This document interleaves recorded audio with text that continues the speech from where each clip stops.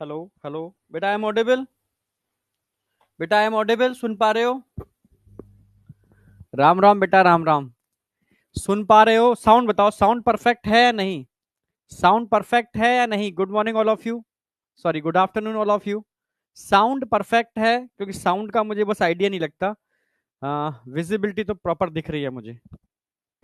Sound बस perfect है या नहीं? All clear, all clear, all clear, all clear, okay. बेहतरीन, परफेक्ट, चलो ठीक है। तो आज 12th हमारा स्टार्ट हो रहा है, ठीक है। Human reproduction. और ह्यूमन रिप्रोडक्शन के बाद हम लेके चलेंगे रिप्रोडक्टिव हेल्थ। और रिप्रोडक्टिव हेल्थ के बाद हम स्टार्ट करेंगे, ठीक है, ह्यूमन हेल्थ एंड डिसीज। जो सिक्वेंस रहेगी आपकी, क्लियर है बिल्कुल? ओके।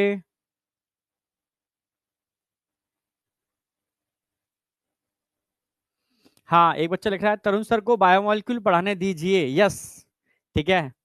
तो तरुण सर को हम पढ़ाने दे रहे हैं, ठीक है। टेंशन मत करो, ओके। तो बायोमोलिक्यूल आपका तरुण सर ही ले रहे हैं, जैसा उन्होंने मुझे बताया था, ठीक है, कि सर बायोमोलिक्यूल मैं ले लूंगा। क्योंकि कारण ये भी था कि क्योंकि पटना में मैं नहीं जा पा रहा, ठीक है। क्योंकि हाथ में मतलब टूट जाने की वजह से पटना थोड़ा नहीं जा पा रहा मैं। तो वहां मैं 12th स्टार्ट करूंगा। तो तरुण सर शायद पटना में बायोमोलिक्यूल कराएंगे, वो बोल रहे थे। तो उन्होंने कहा वहां कराऊंगा तो सर यहाँ भी मैं ही करा दूंगा, ठीक है। ओके। हाँ, तो तरुण सर आपको बायोमोलिक्यूल करा देंगे जैसा उन्होंने कहा था, ठीक है। ओके, खुश? प्लीज सर नोटिंग बाय वीटी सर। ठीक है, चलो। अब खुश? यस। ठीक है, चलो अब कंटिन्यू करते हैं। तो इसलिए मैंने ह्यूमन रिप्रोडक्शन स्टार्ट कर दिया क्योंकि 11th आपका कंप्लीट हो चुका है, ठीक है। और अकॉर्डिंग टू तरुण सर अब बायोमोलिक्यूल वो कराएंगे, ठीक है, क्योंकि उन्होंने ही कहा कि एक टॉपिक तो ऐसा है जो मैं हमारा और आपका कॉमन है, तो सर मैं ही करा दूंगा। मैंने ठीक है, इट्स ओके, ठीक है। ओके, एनसीईआरटी डीप लाइन में, ठीक है, अगर थोड़ा बहुत एनसीईआरटी समझना है तो एनसीईआरटी वाला पार्ट मैं वहां कराऊंगा ही, ठीक है। बाद बाकी का तरुण सर तो एनसीईआरटी पूरी इंक्लूड कर ही देते हैं, ठीक है। ओके, तो इट्स ओके, ठीक है। ओके, तो अब ह्यूमन रिप्रोडक्शन चालू कर रहे हैं और कोशिश रहेगी हमारी। नवंबर स्टार्ट हो गया है, दिसंबर, यानी जनवरी तक आपका पूरा कोर्स खत्म हो जाए, ठीक है। जैसे कि फरवरी में हम आपकी रिवीजन स्ट्रेटेजी पर ऊपर स्टार्ट करते हैं, ठीक है। यस, बहुत दिन बाद एक्चुअल में स्टार्ट तो मैं कर रहा था दिवाली से पहले। पर दिवाली से पहले 2 लेक्चर मिल रहे थे मुझे। तब तरुण सर ने कहा सर मैं अपना टॉपिक खत्म करा देता हूँ, क्योंकि आपका दिवाली से पहले 2 लेक्चर होंगे तो मजा नहीं आएगा, दिवाली के बाद आप कंटिन्यू कर देना। तो उनको अपना टॉपिक खत्म कराना था, तो उन्होंने अपना टॉपिक खत्म करा लिया, ठीक है। और अगेन आज से मुझे लेक्चर मिल गया। ओके। हाँ, मतलब ये रहता है हम लोगों का कि एक टॉपिक प्रॉपर हो जाए, ठीक है। अगर गैप आ रहा है किसी टीचर का और टॉपिक स्टार्ट हो रहा है, तो उसको पॉज कर देते हैं, जिसका टॉपिक चल रहा है उसको हम कंटिन्यू करने देते हैं, जिससे कि कम से कम आपको एक परफेक्टली चीज मिल पाए, ठीक है। अब जैसे, ठीक है, वो टॉपिक खत्म हो गया, देन अगेन अब यहाँ से जूलॉजी चालू हो जाएगी आपकी, अब जूलॉजी कंटिन्यू चलेगी आपकी, ठीक है।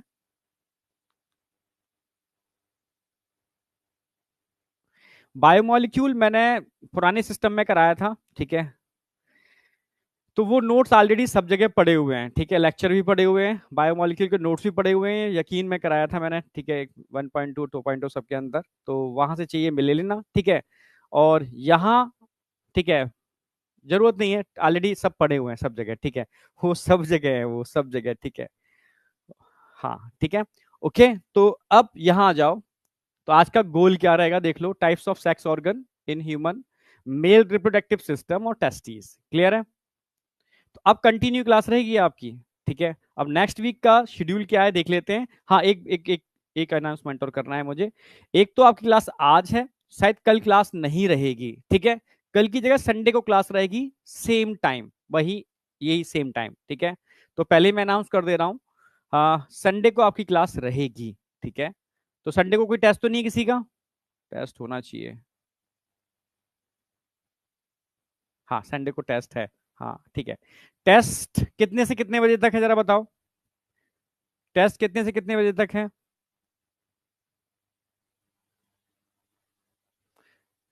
2 से 5। ओके, यानी क्लास में रखूंगा तो इवनिंग में रखूंगा, ठीक है। चलो ठीक है, मैं क्लास रखूंगा तो इवनिंग में रखूंगा, मोस्ट प्रोबेबली 7 बजे के आसपास, ठीक है। बहुत रिलैक्स मोड में कराऊंगा, 1.5 घंटे की क्लास लूंगा जिसके अंदर मैं मेल का पूरा पार्ट इंक्लूडिंग स्पर्मेटोजेनेसिस खत्म करना चाह रहा हूं, ठीक है। तो कूल रहो, क्योंकि अब जो चैप्टर पढ़ाने वाला हूं ना, इतना कूल है, मतलब आपको ज्यादा दिमाग लगाना नहीं पड़ेगा, क्योंकि 12th ऐसा टॉपिक होता है ना, 12th आप बोर्ड की वजह से अच्छा कर लेते हो, और कुछ टॉपिक ऐसे हैं बच्चे को ना पढ़ाया जाए तो भी वो पढ़ लेता है, ठीक है। तो अब मेरे टॉपिक पे टेंशन मत करना, हाँ टेंशन करना जब मैं ह्यूमन हेल्थ एंड डिसीज पढ़ाऊंगा, टेंशन करना जब मैं इवोल्यूशन कराऊंगा, टेंशन करना जब मैं बायोटेक्नोलॉजी कराऊंगा, ठीक है। तो ये बच्चे का थोड़ा वीक पॉइंट रहते हैं, बट इसमें वीक पॉइंट नहीं है, ठीक है। तो मैं लेके चल रहा हूँ एनसीईआरटी को साथ लेके चल रहा हूँ, जैसे मैं कराता ही हूँ सेम वही पैटर्न होगा, ठीक है। और संडे को मैं मेल का इंक्लूडिंग स्पर्मेटोजेनेसिस पूरा पार्ट खत्म करा दूंगा, ठीक है। जिससे कि नेक्स्ट वीक का पैटर्न क्लास का क्या है देख लेते हैं, ठीक है। 3-3 आ रही हैं, पूरा पूरा आ रहा है, ठीक है। वो डिस्कस करेंगे, संडे को शेड्यूल बनता है उसका, तो उसके हिसाब से फिर अगला जो पैटर्न आएगा उसमें फीमेल वाला पार्ट पूरा खत्म कर दूंगा, ठीक है। चलो, तो सबसे पहले हम बात करेंगे ह्यूमन रिप्रोडक्शन। एक्चुअल में इस चैप्टर में आप पढ़ने क्या वाले हो, मेरी हमेशा एक ही चीज रहती है, पहले समरी, इस चैप्टर का टारगेट क्या है, ठीक है। आप पढ़ने क्या वाले हो इस चैप्टर के अंदर, ये चीज हमारा थोड़ा रहता है, ठीक है। मतलब बिल्कुल बेसिक से स्टार्ट करते हैं। मतलब जिस बच्चे को अब बिल्कुल नहीं आता, मतलब पहली बार पढ़ रहा है ह्यूमन रिप्रोडक्शन, उसको भी समझ में आएगा, और जो पढ़ रखे हैं उनको तो खैर समझ रहे हो ना, आएगा ही आएगा। आगे आ जाओ। तो सबसे पहले आप इसमें पढ़ने क्या वाले हो, types of reproduction, reproductive organ, ठीक है।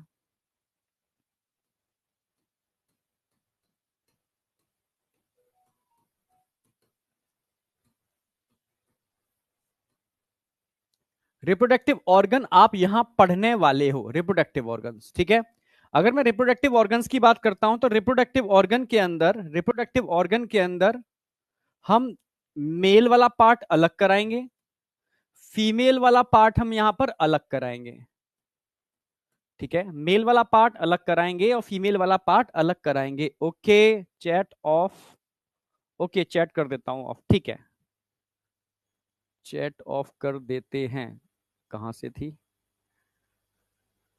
ओके मोर से थी, चैट, चैट में आ जाओ, ऑप्शन आ गए, private chat, okay okay.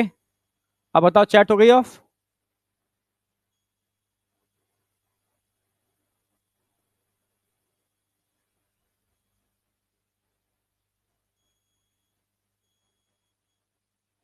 Chat off हो गई ना, हो गई हो गई हो गई हो गई, ठीक है, डन। चलो, यस सर, हाँ। डोपा प्राइम इन जूलॉजी, ठीक है। देखो वैसे तो जूलॉजी में क्वेश्चन मैं दे ही रहा हूँ बहुत सारे, एनसीईआरटी डीप लाइन, हाँ एनसीईआरटी डीप लाइन में कराना स्टार्ट कर रहा हूँ।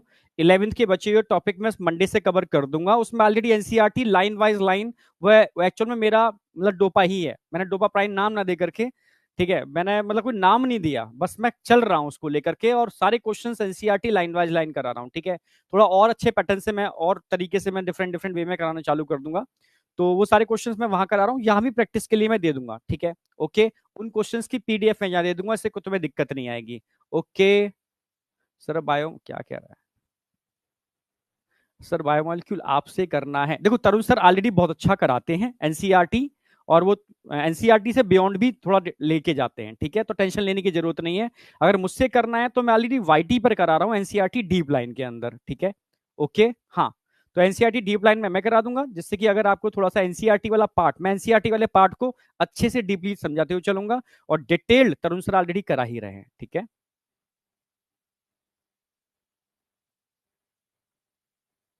ठीक है, क्वेश्चंस में दे दूंगा, क्वेश्चंस में इतने दे दूंगा, भंडार है क्वेश्चंस का, तो ठीक है, उसकी टेंशन मत करो। अब आगे आ जाओ, ठीक है। ह्यूमन रिप्रोडक्शन तो एनसीईआरटी डीप लाइन में पहले ही बोल दे रहा हूं, ठीक है, मंडे से स्टार्ट हो रहा है।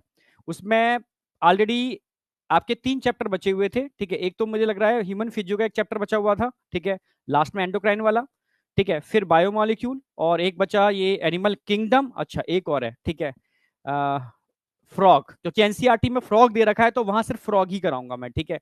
तो 4 वहां कंप्लीट करा के सीधा मैं एंटर कर जाऊंगा 12th के अंदर, तो वहां से आप क्वेश्चंस, प्रैक्टिस के क्वेश्चंस जो होंगे उनकी पीडीएफ में यहाँ डालता रहूंगा, ठीक है। चलो अब कंटिन्यू करते हैं। तो ह्यूमन रिप्रोडक्शन में सबसे पहले हम रिप्रोडक्टिव ऑर्गन डिटेल में पढ़ेंगे। एक तरफ पढ़ेंगे मेल के, एक तरफ पढ़ेंगे फीमेल के, ठीक है। मेल रिप्रोडक्टिव ऑर्गन और फीमेल रिप्रोडक्टिव ऑर्गन, ठीक है। देखो बायोमोलिक्यूल के लिए तरुण सर ने आपको अनाउंस कर ही दिया होगा पहले से ही, ठीक है, कि वो कराएंगे, तो टेंशन लेने की जरूरत नहीं है।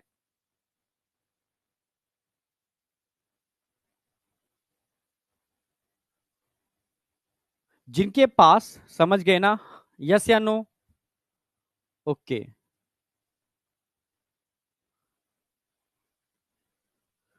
टेस्ट का टाइम करवा देंगे 2 से 5, ठीक है। चलो ठीक है, करा देंगे, क्वेश्चन भी हम करा देंगे। चलो और बताओ। कल तरुण सर की क्लास भी नहीं होगी, ठीक है, मेरी और तरुण सर की क्लास नहीं होगी कल, ठीक है। कुछ अर्जेंट सी है, ठीक है, इस वजह से समझ लो, ठीक है। हाँ, सर्वे सर की क्लास होगी आपकी, शुरू की सुबह की 2 क्लासें होंगी, फिजिक्स और केमिस्ट्री, ठीक है। चलो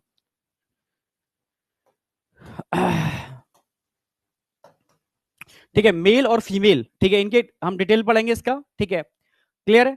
अब मेल के अंदर आपको मेनली क्या पढ़ना है यहाँ पर? टेस्टीज। फीमेल में डिटेल आपको क्या पढ़ना है यहाँ पर? ओवरी के बारे में। टेस्टीज में क्या बनेंगे? स्पर्म। तो हम स्पर्म का पूरा स्पर्मेटोजेनेसिस करा देंगे। ओवरी में क्या बनेंगे? ओवा। तो पूरा हम oogenesis करा देंगे।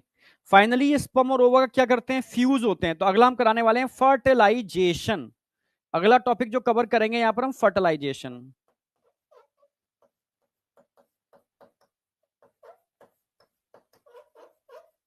फर्टिलाइजेशन के बाद हम बात करेंगे formation of zygote.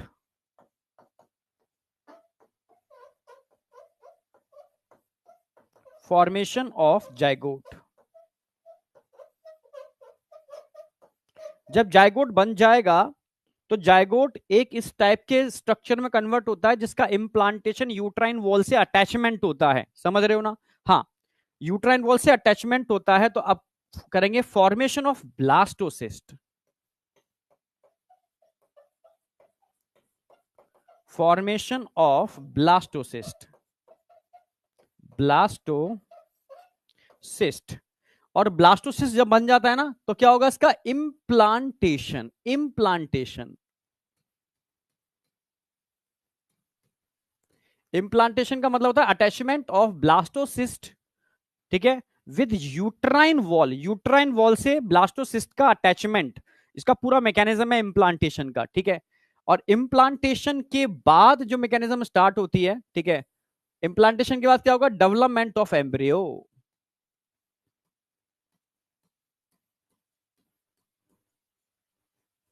Development of embryo. Embryo को डेवलपमेंट पढ़ेंगे,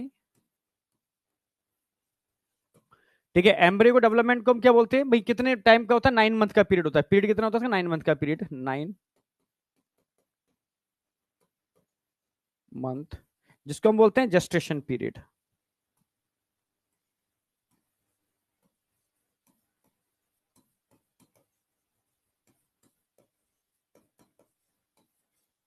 और इसको कंप्लीट करने के बाद जब बच्चा 9 मंथ का कंप्लीट हो जाएगा तब क्या होगा इसका? भाई इसका बर्थ होगा, बेबी का बर्थ। इसको क्या बोलते हैं? पार्चुरेशन। पार्चुरेशन इनिशियल मैकेनिज्म है पूरा का पूरा, पार्चुरेशन।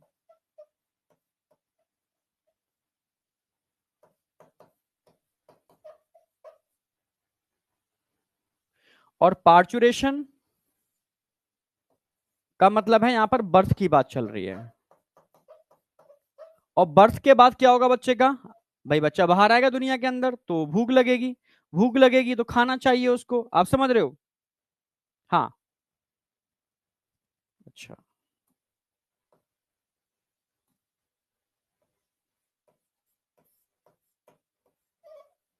खाना चाहिए तो खाना चाहिए तो क्या करेंगे? लैक्टेशन।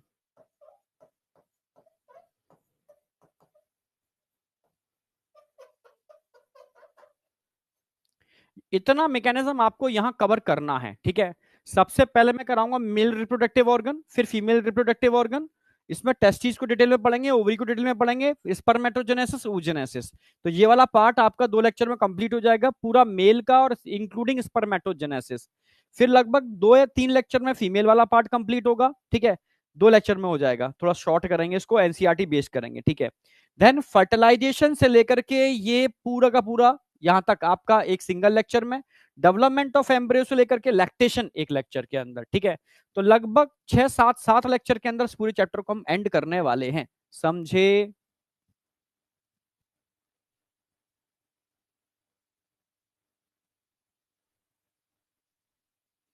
यहां तक क्लियर है?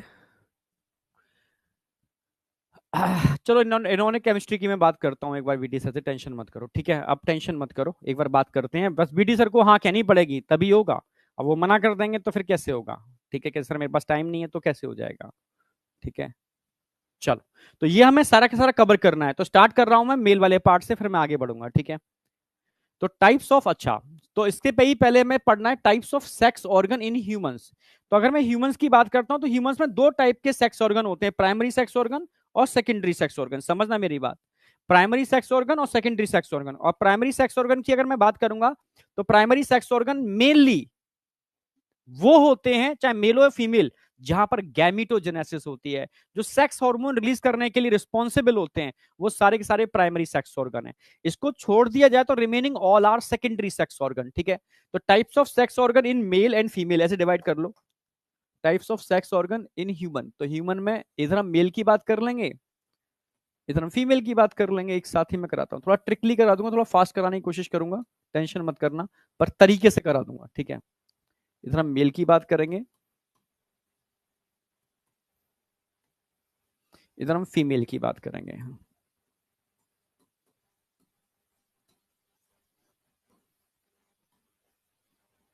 ठीक है, एक तरफ मेल की बात करेंगे, एक तरफ फीमेल की बात करेंगे। अगर मैं मेल की बात करता हूं, अगर मैं मेल की बात करता हूं तो मेल में, ठीक है, 2 टाइप के सेक्स ऑर्गन होंगे, प्राइमरी एंड सेकेंडरी। ऐसे फीमेल में भी प्राइमरी और सेकेंडरी, या ऐसे भी कर सकते हैं प्राइमरी सेकेंडरी, मेल में प्राइमरी, दोनों तरीके से कर सकते हैं, ठीक है। एक काम करते हैं, इसको ऐसे करते हैं जैसे मैं कराता था, वही ट्रिक लेता हूं। ह्यूमन में कॉमनली आप कह सकते हो प्राइमरी सेक्स ऑर्गन,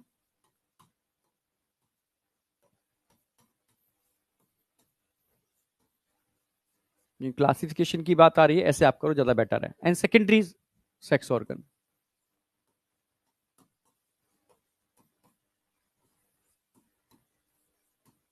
अगर मैं प्राइमरी सेक्स ऑर्गन की बात करता हूं तो प्राइमरी सेक्स ऑर्गन पूछा जाएगा, प्राइमरी और सेकेंडरी किसके बेस पर आप बोल रहे हो, तो 2 स्पेसिफिक फीचर है प्राइमरी के। पहला फीचर है गैमीटोजेनेसिस, दूसरा है सीक्रेशन ऑफ सेक्स हार्मोन। ये 2 फीचर होने चाहिए, ठीक है, ठीक है। तो सीक्रेशन ऑफ सेक्स हार्मोन,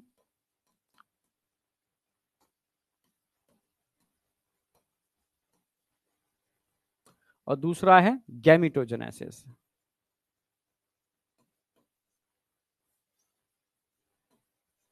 तो जहां पर भी गैमीटोजेनेसिस होगी और सेक्स हार्मोन रिलीज करेंगे, वो सारे सारे प्राइमरी हैं, रिमेनिंग ऑल आर सेकेंडरी, ठीक है। अगर मैं आपसे कहूं मेल में प्राइमरी कौन होगा, जहां ये दोनों चीजें होती हैं, ठीक है। तो एग्जाम्पल,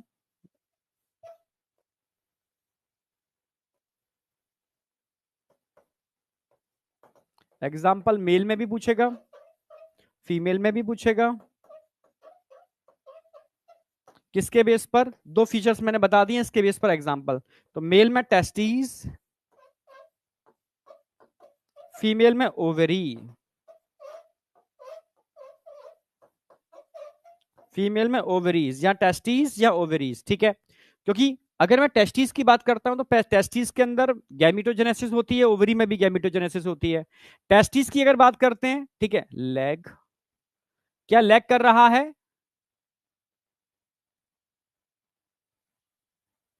नो, ठीक है, चलो, ठीक है। तो मेल में टेस्टिस प्राइमरी सेक्स ऑर्गन होते हैं, फीमेल में ओवरी प्राइमरी सेक्स ऑर्गन होते हैं, क्योंकि टेस्टिस में गैमिटोजेनेसिस भी होती है, और testis male sex hormone androgen भी रिलीज करते हैं। सेम ओवरी के अंदर गैमेटोजेनेसिस होती है, ओवा बनते हैं, साथ में फीमेल सेक्स हार्मोन, ठीक है, एस्ट्रोजन और प्रोजेस्टेरोन दोनों ही ओवरी के फॉलिकल से बनते हैं, ठीक है। इसलिए both are primary sex organ. Secondary sex organ किसके बेस पर आप बोलोगे? भाई इनको छोड़ दो तो remaining all are secondary sex organ, ठीक है। Secondary sex organ mainly maturation और ट्रांसपोर्टेशन से रिलेटेड होते हैं, गैमीट के मैचुरेशन एंड ट्रांसपोर्टेशन।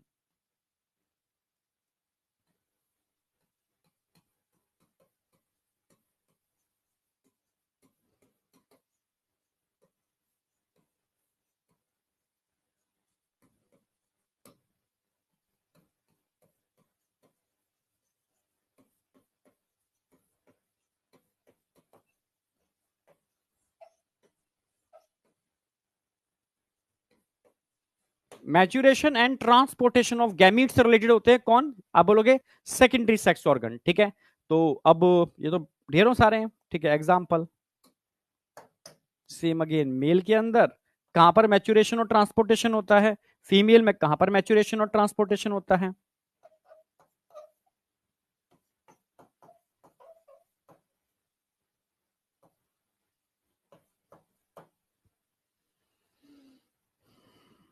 मेल के अंदर अगर मैं बात करूं तो आप बोलोगे एपिडिडाइमिस,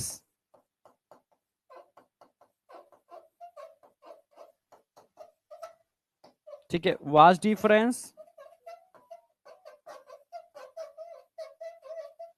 एटसेट्रा कर देता हूं। फीमेल के अंदर भी आप बोलोगे fallopian tube,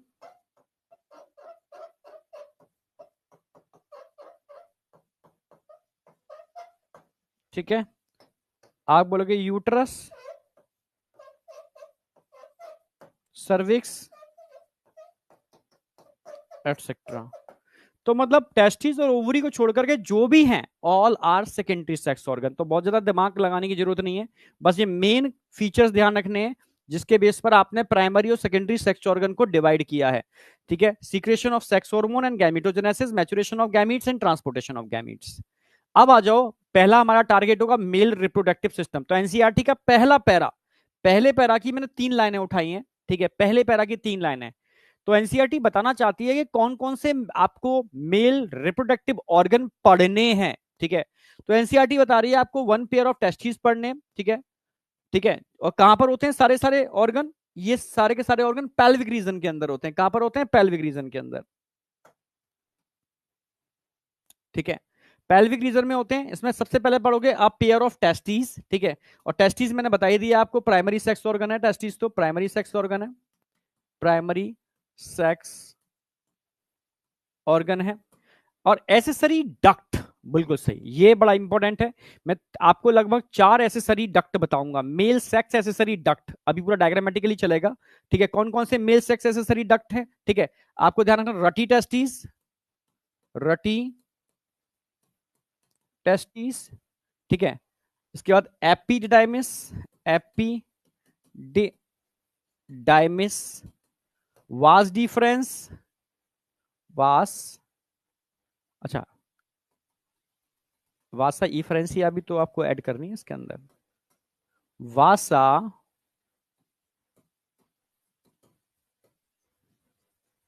efferentia, epididymis, epididymis and vas deferens, vas. एक क्वेश्चन ये डायरेक्टली पूछा गया है, मेल सेक्स एसेसरी डक्ट को आइडेंटिफाई करो। ये चारों के चारों मेल सेक्स एसेसरी डक्ट हैं, जो अभी मैं डायग्राम में पूरा डिटेल्ड बताने वाला हूं। बैक स्लाइड, ओके, ठीक है। बैक में अभी कुछ खास नहीं है, प्राइमरी और सेकेंडरी में डिवाइड किया है मैंने। प्राइमरी की अगर बात करते हैं तो भाई किसके बेस पर? सीक्रेशन ऑफ सेक्स हार्मोन और gametogenesis, maturation of gamete and transportation of gamete. बस एग्जांपल डाल दो कुछ।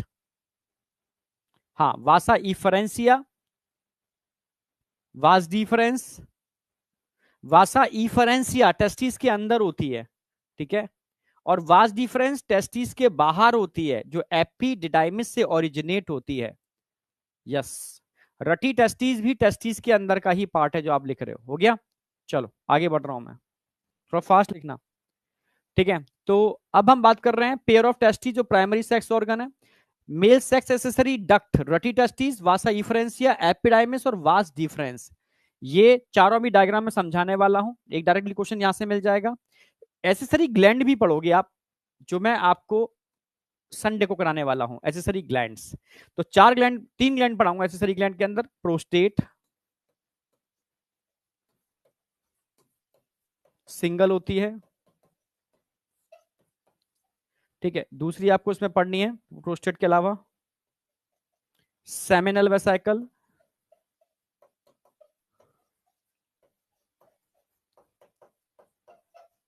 ये वन पेयर होती है। और तीसरी मैं बताने वाला हूं यहां पर काउपर्स ग्लैंड,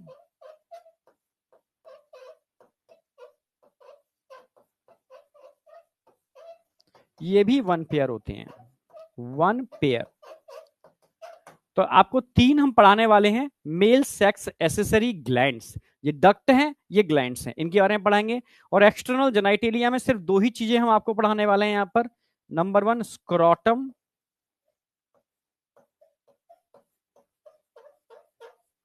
और नंबर टू पेनिस।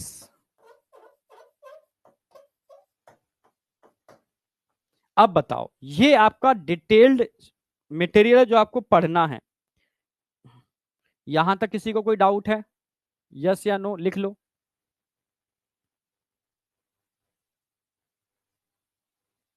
हम्म संडे को मैं देखूंगा, क्लास लूंगा तो इवनिंग में लूंगा, टेंशन मत करो, आप तैयारी करो अपनी, ठीक है। मैं बता दूंगा आपको, ठीक है, स्लॉट है भी या नहीं। तो इवनिंग में रखूंगा, टेस्ट आप अच्छा अपने मस्ती से दो, ठीक है।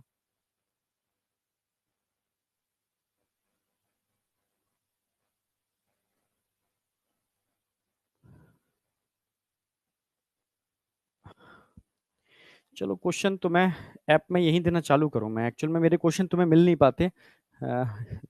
समझ गया, ठीक है। तभी मैं अब क्वेश्चन अलग तरीके से दूंगा, ठीक है। शीट अलग से, क्योंकि शीट मैंने बना बना के दी थी 200 क्वेश्चंस की। चलो मैं आगे करता हूँ उसको, फिर क्वेश्चन तुम्हें देता हूँ आगे, ठीक है।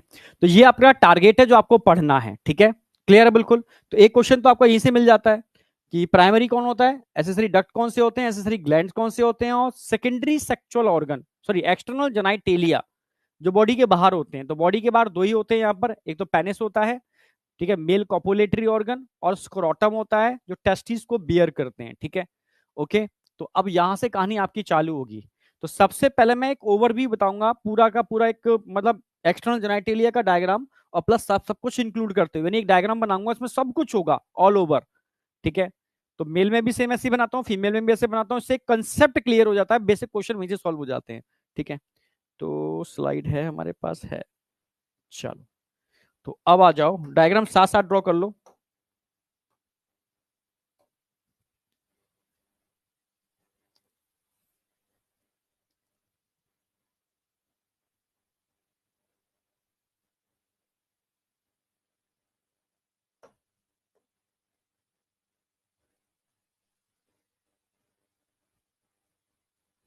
ठीक है।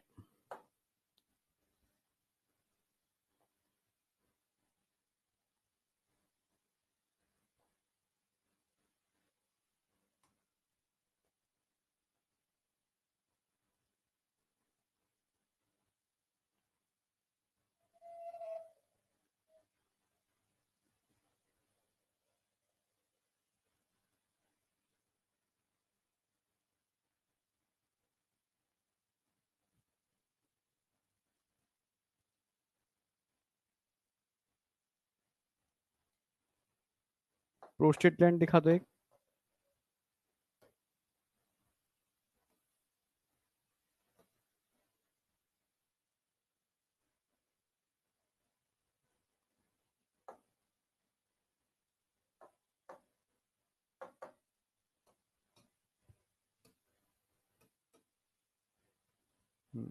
ठीक है।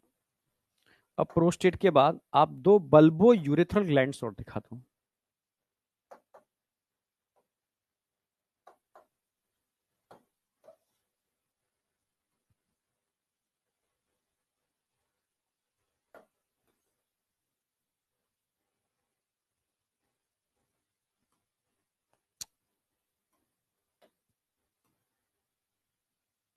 ठीक है। ओके, इधर आपको एक स्पेशल टाइप के मसल्स का डायग्राम दिखाना पड़ेगा।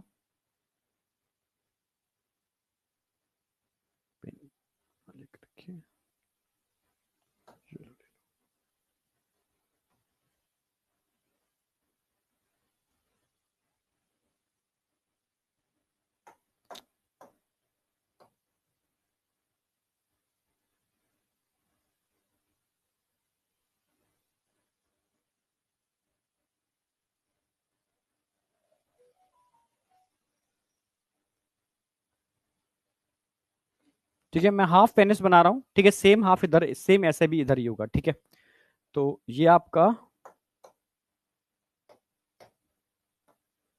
ये पार्ट हो गया, हाफ इधर हाफ इधर। ठीक है, ओके, एक टिश्यू और दिखा दो आप इसके अंदर।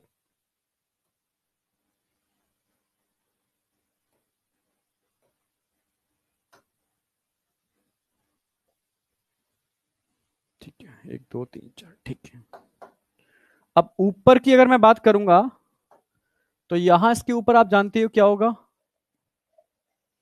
यूरिनरी ब्लैडर, जिसके अंदर यूरिन आकर के एक्यूमुलेट हो जाएगी।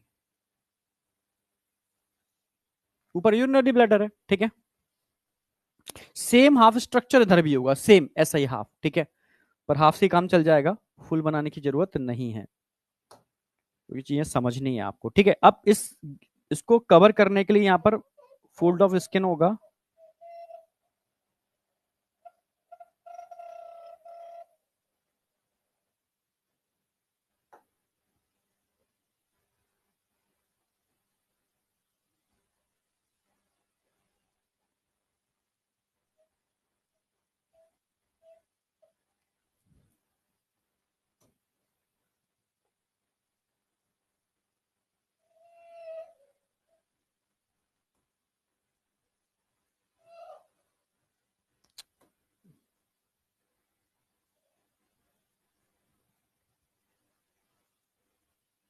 ठीक है, अब हम बात कर लेते हैं, और दूसरा एक्सटर्नल जेनाइट एरिया, ये यहां से आप दिखा सकते हो टेस्टिस को। ये एब्डोमिनल कैविटी है।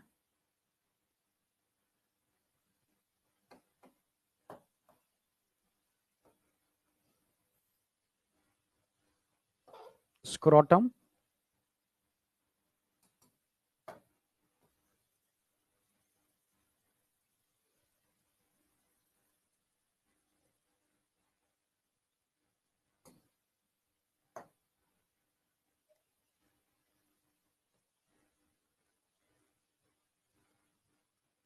ये आपका टेस्टिस हो गया। पूरा एक घड़े जैसा स्ट्रक्चर बना दिया है मैंने, जो आपको एकदम कंसेप्चुअल थोड़ा अच्छे से याद रहे, मतलब याद रहेगा। ठीक है, तो ये एब्डोमिनल कैविटी होगी, पूरी की पूरी एब्डोमिनल कैविटी।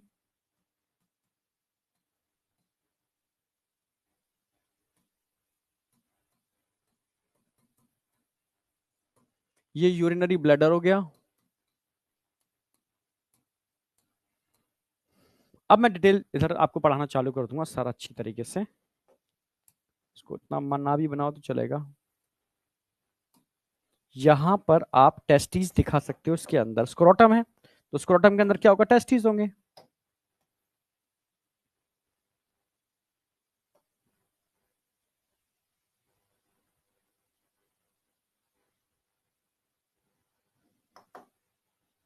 और टेस्टिस एक सेक में होते हैं, सेक लाइक स्ट्रक्चर, उसको स्क्रोटल सेक बोलते हैं।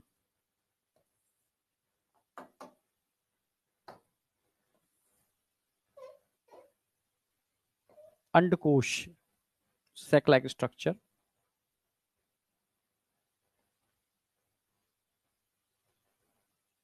इसे इसकी जरूरत नहीं है, डायरेक्ट दिखा देते हैं, वो मैं अलग से समझा दूंगा।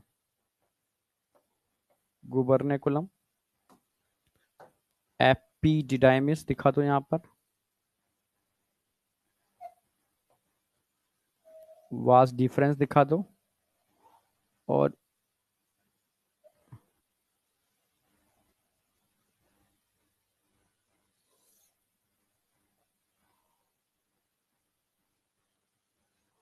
और एक्चुअल में यहां से ये ऊपर जाएगी वास डिफरेंस, ठीक है।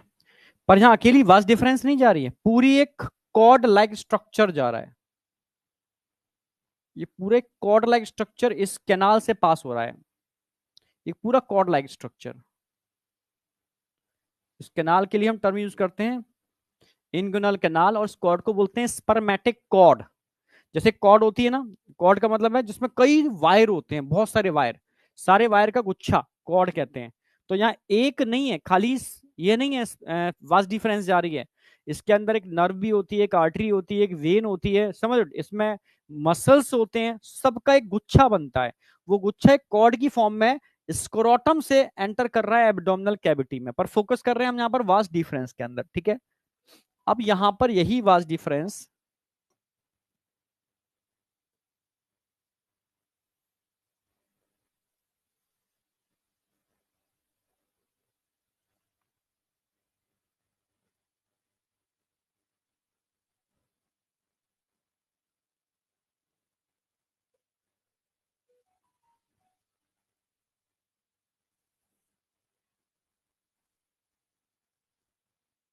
ऐसे दिखा सकते हो आप।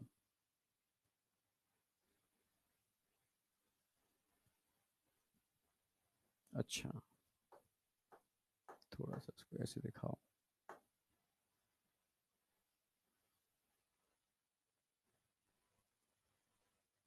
इधर एक तो ग्लैंड बना दो, और उधर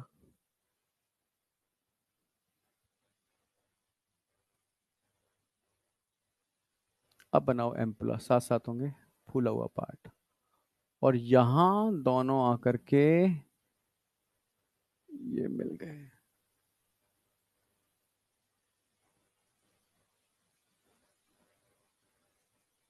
ये ऐसे स्ट्रक्चर बनाओ। ये तो ग्लैंड ही बन गई पूरी की पूरी, क्योंकि एम्पुलरी डक्ट और ये दोनों डक्ट मिलकर के कॉमन डक्ट बनाते हैं यहां से। ये अलग डक्ट है जो कहां खुल रही है, यूरेथ्रा में, ठीक है। ऐसा ही स्ट्रक्चर एक इधर भी होगा, सेम स्ट्रक्चर इधर भी होगा, बट मैं वन साइड दिखा रहा हूं आपको, सेकंड साइड मैंने दिखाया ही नहीं है। सेम स्ट्रक्चर इधर भी बनेगा, बट हम फोकस कर रहे हैं ओनली वन साइड, ठीक है, हाफ हाफ लेके चल रहे हैं। यूरिनरी ब्लैडर है, तो ब्लैडर के अंदर तो आप जानते हो यूरिन का डिपोजिशन होगा।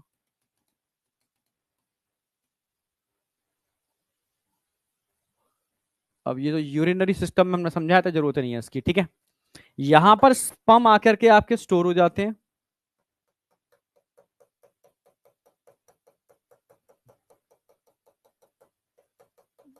और ये ग्लैंड है ही सेपरेट, ठीक है।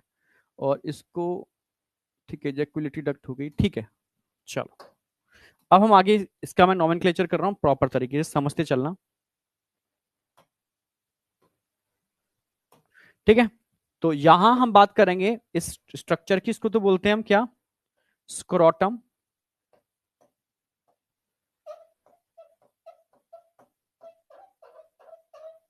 ठीक है। स्किन का एक पाउच होता है स्क्रोटम, जिसमें टेस्टिस होते हैं, पर ईच स्क्रोटम, स्क्रोटम में क्या होगा, टू स्क्रोटल सैक,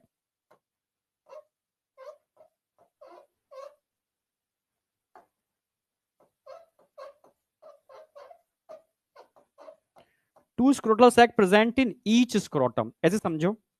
ये मान लो स्क्रोटम है, इसमें आधे में ये स्क्रोटल सैक है और आधे में ये स्क्रोटल सैक है, क्योंकि वो साइड व्यू दिखा रहा हूं मैं। यानी हर एक स्क्रोटम में दो स्क्रोटल सैक होते हैं, और हर एक स्क्रोटल सैक में एक एक टेस्टिस होगी, एक टेस्टिस यहां होगी, एक टेस्टिस यहां होगी। तो एक्चुअल में ये साइड व्यू है, ठीक, कोशिश की है मैंने साइड व्यू दिखाने की, ठीक है। फ्रंट व्यू देखोगे तो ऐसा दिखेगा, साइड व्यू ऐसा दिखेगा, ठीक है, क्योंकि टेस्टिस कहां होती है, स्क्रोटल सैक के अंदर।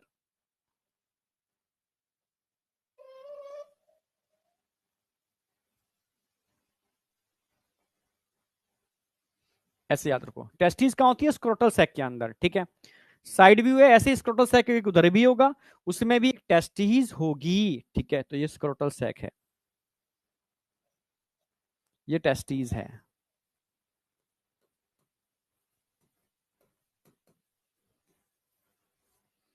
ठीक है। अब यहां जो ऊपर लिख रहा है कैप लाइक स्ट्रक्चर, ये क्या दिख रहा है आपको, एपिडिडाइमिस,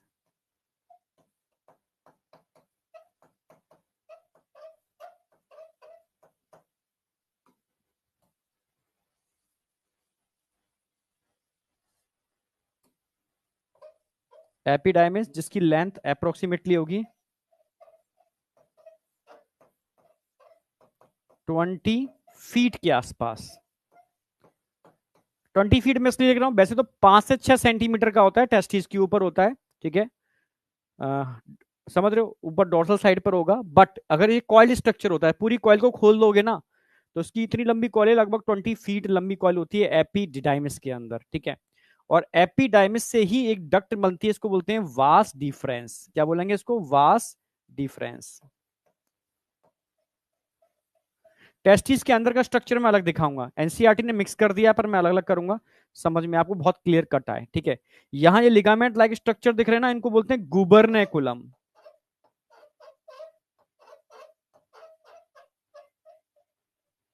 क्योंकि जब बच्चे का जन्म होता है ना, तो उस समय स्क्रोटम खाली होता है, समझ, सॉरी, जब बच्चा बढ़ रहा होता है, स्टार्टिंग में जब उसका बन रहा होता है, तब स्क्रोटम खाली होता है, ठीक है। जब वो 7 मंथ के आसपास का होता है, तब उसमें स्क्रोटम में टेस्टिस का डिसेंडिंग होती है, समझ रहे हो। स्टार्टिंग में स्क्रोटम में टेस्टिस नहीं होते। Descending of testis in scrotum 7 month में होता है, पर एनसीईआरटी में नहीं है, तो मैंने हटा दिया नोट्सों से इसको, क्योंकि अब मैं नोट्सों में वो चीजें कराऊंगा, ठीक है, जो नीट में आएंगी ज्ञान सिलेक्शन के बाद, ठीक है। वास्ट डिफरेंस, क्योंकि अभी सिलेक्शन पर फोकस करना है हम सभी को, हम उन चीजों पर फोकस करेंगे जो और मल्टीपल टाइम्स का रिवीजन भी कर पाए। क्यों? क्योंकि नीट के अंदर एनसीईआरटी लाइन वाइज लाइन आएगा, घुमा के आएगा, टिल्टेड फॉर्म में आएगा, पर एनसीईआरटी पर कमांड अच्छे से करनी है। हाँ, कोई एनसीईआरटी की लाइन जिसमें कंसेप्ट बनता है तो मैं ऐड करूंगा ही करूंगा, ठीक है। समझ गए?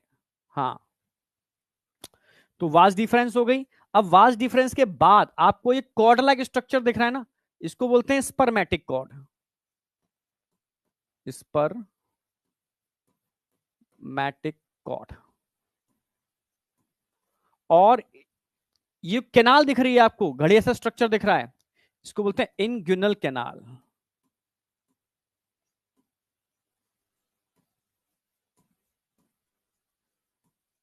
इंग्युनल कैनाल, ठीक है। इंग्युनल कैनाल, आप इतना आप डायग्राम बना सकते हो, यहां तक डायग्राम प्रॉपर तरीके से बना सकते हो, हाँ। इंग्युनल कैनाल, स्पर्मेटिक कॉर्ड हो गई, ठीक है। स्पर्मेटिक कॉर्ड में क्या क्या होता है, मैं ब्रैकेट में लिख देता हूं। स्पर्मेटिक कॉर्ड में सब कुछ होगा जो टेस्टिस के अंदर जाएगा। इसमें आर्टरी होगी, इसमें वेन होगी, इसमें वास डिफरेंस होगी, इसके अंदर नर्व होगी, इसमें मसल्स होंगे, एटसेट्रा। ये सब स्पर्मेटिक कॉर्ड में होते हैं। तो कॉर्ड लाइक स्ट्रक्चर ही इस इंगुनल कैनाल से एब्डोमिनल कैविटी में एंटर करता है, ठीक है। और कॉर्ड का एक पार्ट होता है, इसको बोलते हैं वास डिफरेंस। बिल्कुल एकदम बहुत क्लियर कट, बहुत मतलब नो कंफ्यूजन, क्रिस्टल क्लियर करते हुए चलना है आगे, ठीक है। कोई कंफ्यूजन नहीं होनी चाहिए, यहां तक कोई डाउट है? नहीं बेटा, स्क्रोटम तो बॉडी के बाहर होता है, ठीक है। स्क्रोटम और पेनिस दो बॉडी के बाहर होते हैं। टेस्टिस भी बॉडी के बाहर होते हैं स्क्रोटम में, मैमल्स की बात कर रहा हूं मैं। मैमल्स में testis outside the abdominal cavity होते हैं। क्यों? क्यों होते हैं बेटा? क्योंकि स्पर्मेटोजेनेसिस को थोड़ा लो टेम्परेचर की रिक्वायरमेंट होती है बॉडी टेम्परेचर से, समझ रहे हो। इसीलिए टेस्टिस एब्डोमिनल कैविटी के बाहर होते हैं, क्योंकि कैविटी के अंदर बॉडी टेम्परेचर पर स्पर्मेटोजेनेसिस नहीं हो पाएगी, ठीक है। हाँ, हाँ, वो एलिफेंट, वेल एटसेट्रा कुछ एक्सेप्शनल केस है, वो मैं बताऊंगा आपको। हाँ, यस, एलिफेंट, वेल, बहुत सारे एनिमल्स हैं, कुछ मैमल्स हैं जिनके अंदर इंटरनल भी होते हैं, बट मोस्टली मैमल्स के अंदर, ठीक है, आउटसाइड द एब्डोमिनल कैविटी, जो मैं आगे बात करूंगा, ठीक है। अब बता, यहां तक क्लियर है? तो एपिडाइमिस की लेंथ 20 फीट होती है। वास्ट डिफरेंस की लेंथ की अगर मैं बात करूं ना, तो लगभग लगभग लगभग मान के चलो, वास्ट डिफरेंस 40 सेंटीमीटर के आसपास होगी, 40 सेंटीमीटर लेंथ में पूछी नहीं जाती है, ओनली फॉर नॉलेज मैं यहीं पर ही ऐड कर देता हूं, ठीक है। जैसे कि आगे पढ़ने की जरूरत नहीं है, ठीक है। एपिडाइमिस का मेन काम क्या होता है? Maturation of sperm. ये क्या करता है? स्टोरेज,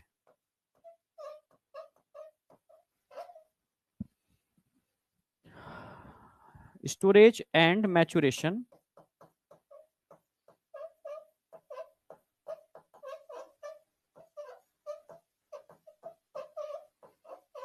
यार स्मेल कहाँ से आ रही है?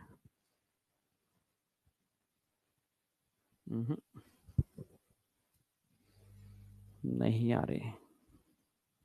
ठीक है, storage and maturation of sperm. यहां पर स्पर्म बनते टेस्टिस में, फॉर्मेशन ऑफ स्पर्म कहां होगा? टेस्टिस में।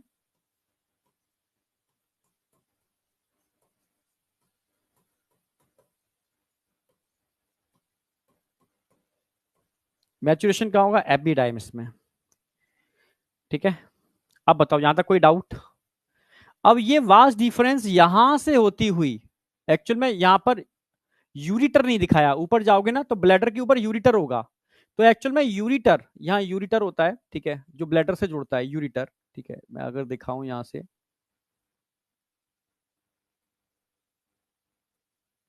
यहां से यूरिटर बाहर निकलेगा, यूरिटर।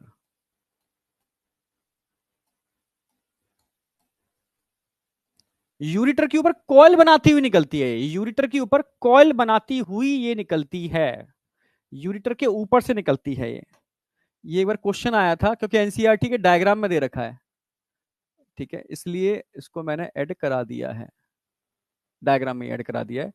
तो यूरिटर के ऊपर कॉइल बनाती हुई ये निकलती है, कौन निकलती है? आप बोलोगे वास्ट डिफरेंस। तो ये वास्ट डिफरेंस की बात चल रही है।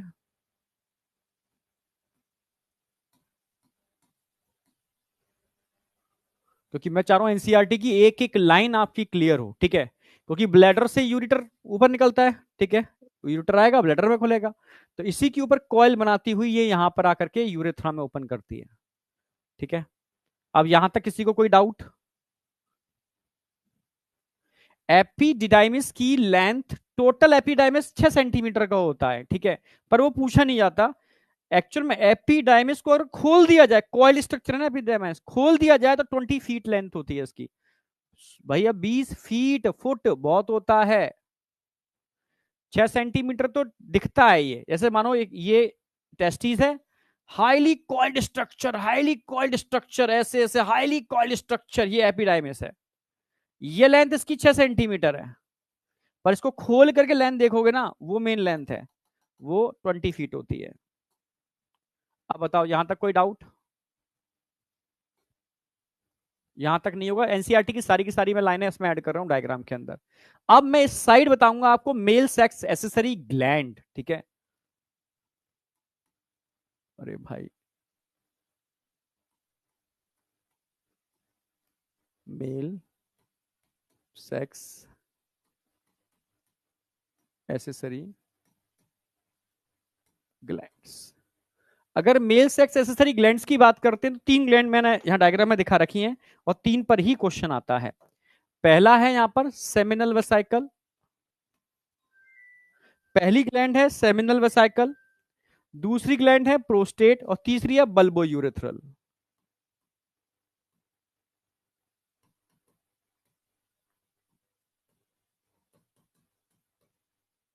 दूसरी है प्रोस्टेट,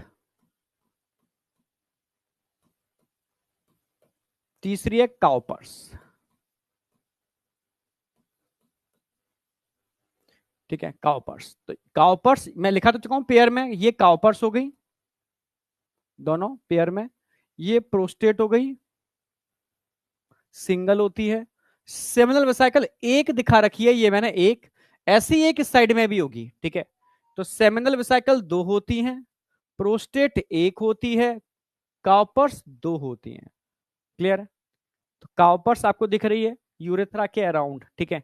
अब यहां पर आपको यूरेथ्रा दिख रही होगी, यूरेथ्रा, और मेल में यूरेथ्रा को यूरिनो जेनाइटल डक्ट बोलते हैं। यूरेथ्रा, भाई फीमेल में यूरेथ्रा ओनली यूरिन को पास करने का काम करती है, पर मेल में यूरेथ्रा यूरिन को भी लेकर के आ रही है, और यहां से सीमन को भी लेकर के आ रही है, इसलिए इसको यूरिनो जेनाइटल डक्ट बोलोगे मेल के केस में।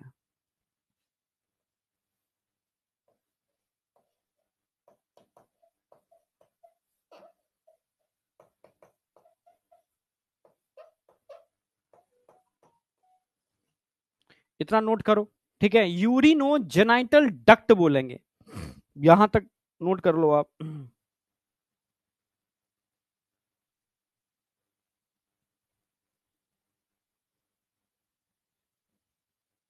हो गया।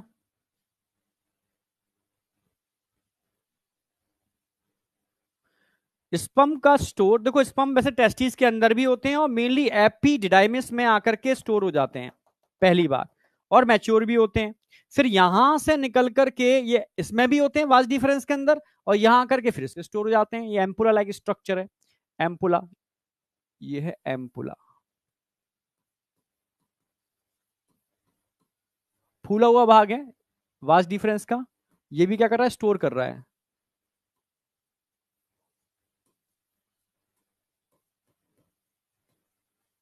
ये भी स्पर्म को स्टोर कर लेता है। अब यहां पर एम्पुलरी डक्ट और सेमिनल वेसिकल की डक्ट दोनों मिलकर के कॉमन डक्ट बना रही हैं। इस कॉमन डक्ट को हम क्या बोलते हैं, इजैक्यूलेटरी डक्ट।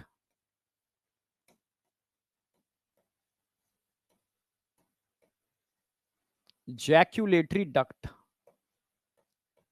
समझना, दो डक्ट मिलकर के, एक एम्पुला की डक्ट आ रही है, इधर से सेमिनल वेसिकल की डक्ट आ रही है, दोनों मिलकर के कॉमन डक्ट बना रहे हैं। इस कॉमन डक्ट को हम क्या बोलते हैं, इजैक्यूलेटरी डक्ट। ठीक है, और इजैक्यूलेटरी डक्ट कहां पर ओपन कर रही है, आप बोलोगे यूरेथ्रा में ओपन कर रही है। ठीक है, तो कंसेप्ट समझना, यहां पर एम्पुला की डक्ट और सेमिनल वेसिकल की डक्ट मिलकर के कॉमन डक्ट बनाते हैं। इस कॉमन डक्ट को हम बोलते हैं इजैक्यूलेटरी डक्ट। यहां तक कोई डाउट है?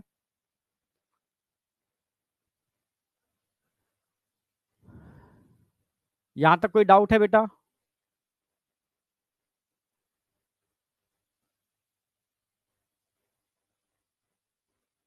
यहां तक कोई डाउट?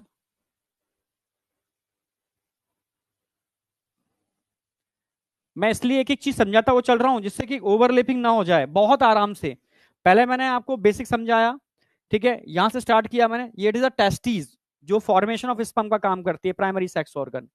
टेस्टिस किसके अंदर होती है, स्क्रोटल सैक के अंदर। एक स्क्रोटम में कितने स्क्रोटल सैक होते हैं, दो स्क्रोटल सैक होते हैं एक स्क्रोटम में, क्योंकि टेस्टिस दो होती है। टेस्टिस दो होती हैं। स्क्रोटम तो स्किन का पाउच है, जो पेनिस के साइड में होता है स्किन का पाउच। ठीक है, उस पाउच के अंदर दो स्क्रोटल सैक होते हैं और हर एक सैक में वन वन टेस्टिस होती है। ठीक है, साइड व्यू आ गया, अभी फ्रंट व्यू का डायग्राम भी दिखा दूंगा मैं। ठीक है, अब टेस्टिस के ऊपर क्या होता है, एपिडिडाइमिस। क्या काम कर रहा है, लेंथ 20 फीट है। ठीक है, जो storage and maturation of sperm का काम करता है। एपिडाइमिस के टेल, कॉइडा, टेल से एक डक्ट निकलती है, वास डिफरेंस 40 सेंटीमीटर लेंथ होती है। ये वास डिफरेंस अकेली नहीं है, इसके साथ पूरा बंच होता है, एक आर्टरी होती है, एक वेन होती है, vas deferens, nerve, muscles etcetera, इन सब के मिलने से कॉर्ड लाइक स्ट्रक्चर बनता है। पूरी एक कॉर्ड निकल रही है यहां से। इस कॉर्ड को हम क्या बोलते हैं, स्पर्मेटिक कॉर्ड बोलते हैं। इस घड़े की गर्दन से निकल रही है, इस नेक से निकल रही है, जिसको इनग्विनल कैनाल बोलते हैं, इनग्विनल कैनाल। ठीक है, हाँ, कभी सुनाओ भी होगा आपने इनग्विनल हर्निया। इनग्विनल हर्निया बड़ा कॉमन है। ठीक है, कभी आपने देखा है रेलवे स्टेशन पर या कोई मतलब जो गल्ला मंडी होती है तो लोग भारी वजन उठाते हैं, या जिम में देखा होगा लोग बेल्ट पहनते हैं बहुत टाइट करके कमर के पास, या जो गल्ला उठाते हैं या कोई वेट उठाते हैं चाहे कहीं पर भी हो, वो कमर पे एक गमछा बांधते हैं बहुत टाइटली। समझ रहे हो ना, क्यों बांधते हैं, क्योंकि ऊपर एब्डोमिनल कैविटी है, इस एब्डोमिनल कैविटी के अंदर आपकी इंटेस्टाइन होती है, बहुत प्रेशर होता है इसके अंदर। तो प्रेशर की वजह से कभी कभी कैविटी फट जाती है और इंटेस्टाइन इस इंगुइनल कैनाल के अंदर आके फंस जाती है। इसको इंगुइनल हर्निया बोलते हैं। हर्निया तो बहुत टाइप का होता है, एब्डोमिनल कैविटी का हल्का सा वीक हो जाना और टिश्यूज का, तो एलिमेंट्री कैनाल उसमें फंसना चालू हो जाती है, इसको हर्निया बोलते हैं। अब हर्निया मेल में भी हो सकता है, फीमेल में भी हो सकता है, क्योंकि कैविटी दोनों के पास होती है। ठीक है, पर एक मेल के केस में कभी कभी अगर कैविटी यहां से फटती है तो ये alimentary canal, intestine, small intestine का एक पार्ट इसमें फंस जाता है, तो एक बल्ची अपीयरेंस आती है, इसको हम बोलते हैं इनग्विनल हर्निया। ठीक है, ओनली फॉर नॉलेज। ठीक है, पहले मैं लिखाता था, अब मैंने लिखाना बंद कर दिया। नोट्सों में वही चीजें रहेंगी जो एनसीईआरटी रिलेटेड है और जो नीट में आने लायक हैं।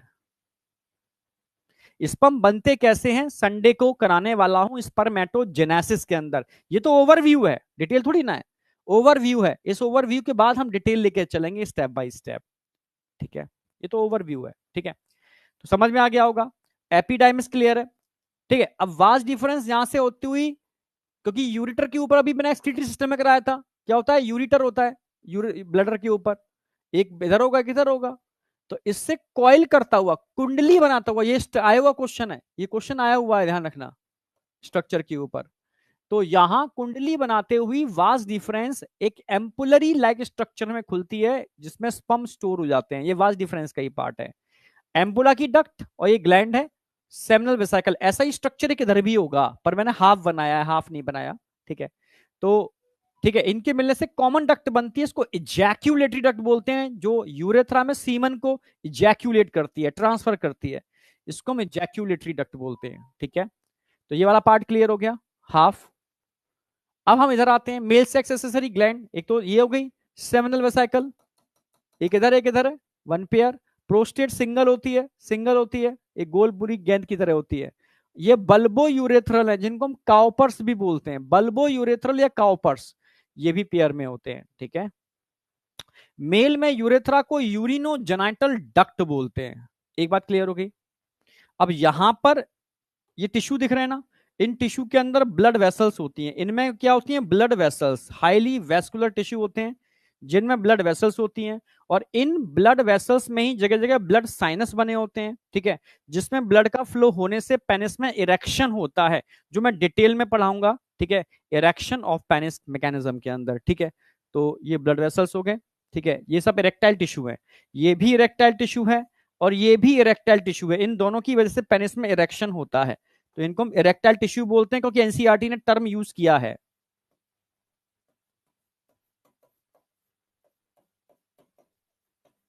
इसको हम सबको डिटेल में अलग से पढ़ाएंगे, आज तो मैं ओवरव्यू दे रहा हूं एक, ठीक है।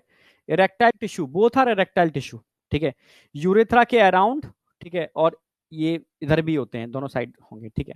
अब जो पेनिस का फुला हुआ पार्ट दिख रहा है ना, इसको हम बोलते हैं glans penis, spongy part of penis is the glans penis,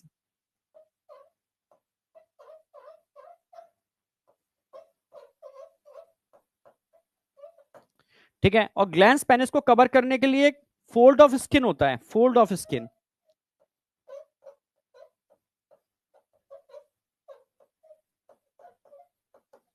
इसको हम बोलते हैं, मतलब फोर स्किन बोल सकते हो, प्रीप्यूस बोल सकते हो, फोर स्किन,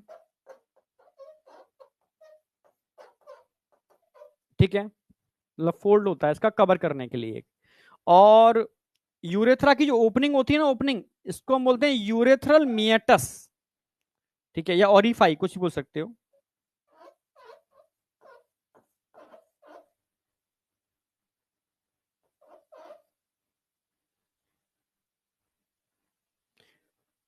मिएटस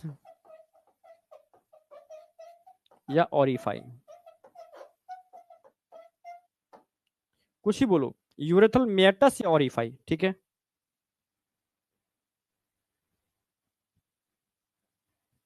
अच्छा, एक चीज और ऐड कर दो,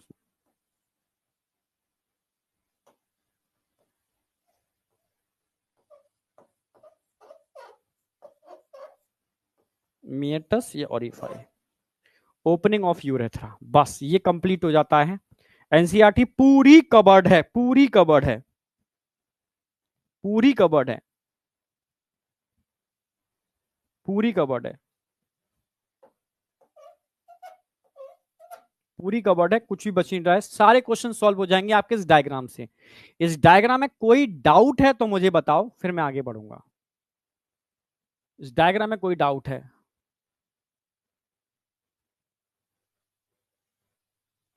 सीमन स्पर्म में क्या अंतर होता है बताऊंगा।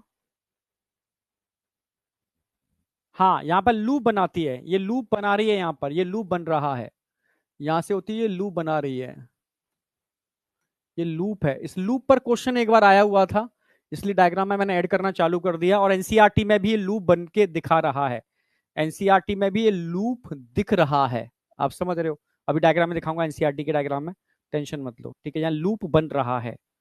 इस बार नोट्सों में मैंने मैक्सिमम एनसीईआरटी इनबिल्ड कर दी है, ठीक है, मतलब एनसीईआरटी तो पहले भी थी मेरी, ठीक है, अब मैंने एनसीईआरटी पे ही फोकस किया है, रिमेनिंग चीजें हटा दी हैं, कोई छोटी मोटी चीज अगर नहीं थी तो मैंने ऐड कर दी है, ठीक है।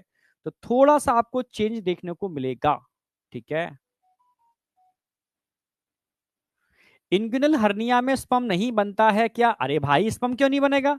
इंग्युनल हर्निया क्या है? इंग्युनल हर्निया बताया ना, कुछ भी नहीं है।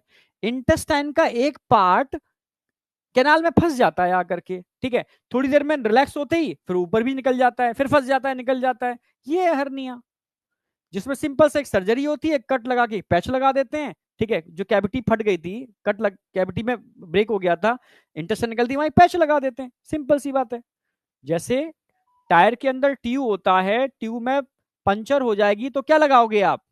एक पैच लगा दोगे। सेम वही काम यहां कर रहे हैं।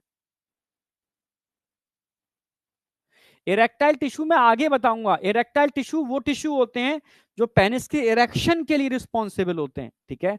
इन टिश्यू में ही ब्लड का फ्लो होने से पेनिस में इरेक्शन होता है, पूरी मैकेनिज्म है आगे। ये तो मैंने एक ओवरव्यू दिया है आपको, एक ओवरव्यू, ठीक है। इस ओवरव्यू से कंसेप्ट एक बेस बनेगा, जिससे मैं आगे डिटेल पूरा का पूरा बिल्डिंग खड़ी कर पाऊंगा। इंगुइनल कैनाल और वास डिफरेंस अलग अलग है, समझो यार, समझो। ये घड़ा है, घड़े की ये गर्दन है, घड़े की गर्दन को इंगुइनल कैनाल बोलते हैं। इस घड़े की गर्दन से कॉर्ड निकल रही है, बंच ऑफ, ठीक है, कह सकते हो artery, vein, vas deferens, nerve, इन सब का एक बंच है। उसमें एक छोटी सी वेसल से, इसको वास डिफरेंस बोलते हैं। मैंने साफ साफ तो लिखा है, स्पर्मेटिक कॉर्ड को रिप्रेजेंट किया है, इंगुइनल कैनाल को रिप्रेजेंट किया है, वास डिफरेंस को रिप्रेजेंट किया है। एक एक चीज को बहुत अच्छी तरीके से रिप्रेजेंट कर रहा हूं। तो तुम सेम कैसे कह सकते हो इंगुइनल कैनाल और वास डिफरेंस सेम कैसे कह सकते हो? अलग अलग है। अब बताओ। अब तुम्हारी लगेगी मार, ठीक है, स्पर्म का फॉर्मेशन कहां होता है? ठीक है, 10 बार बताता हूँ, स्पर्म का फॉर्मेशन टेस्टिस में होता है। अब तुम ऐसी बातें करोगे तो पिटोगे, ठीक है। हाइड्रोसील का मतलब होता है अलग है, जैसे आपकी टेस्टिस पर तेजी से बॉल पड़ गई, बॉल लगी आपकी तेजी से, ठीक है। बैट बॉल खेलती हैं तो आज प्रोटेक्टर लगाते हैं, इसीलिए बॉल पड़ने से चोट लगती है, चोट लगने से वहां इन्फ्लामेशन हो जाता है, और कहीं पर भी इन्फ्लामेशन होता है तो सूजन आती है, यानी इन्फ्लामेटरी फ्लूइड भर जाता है।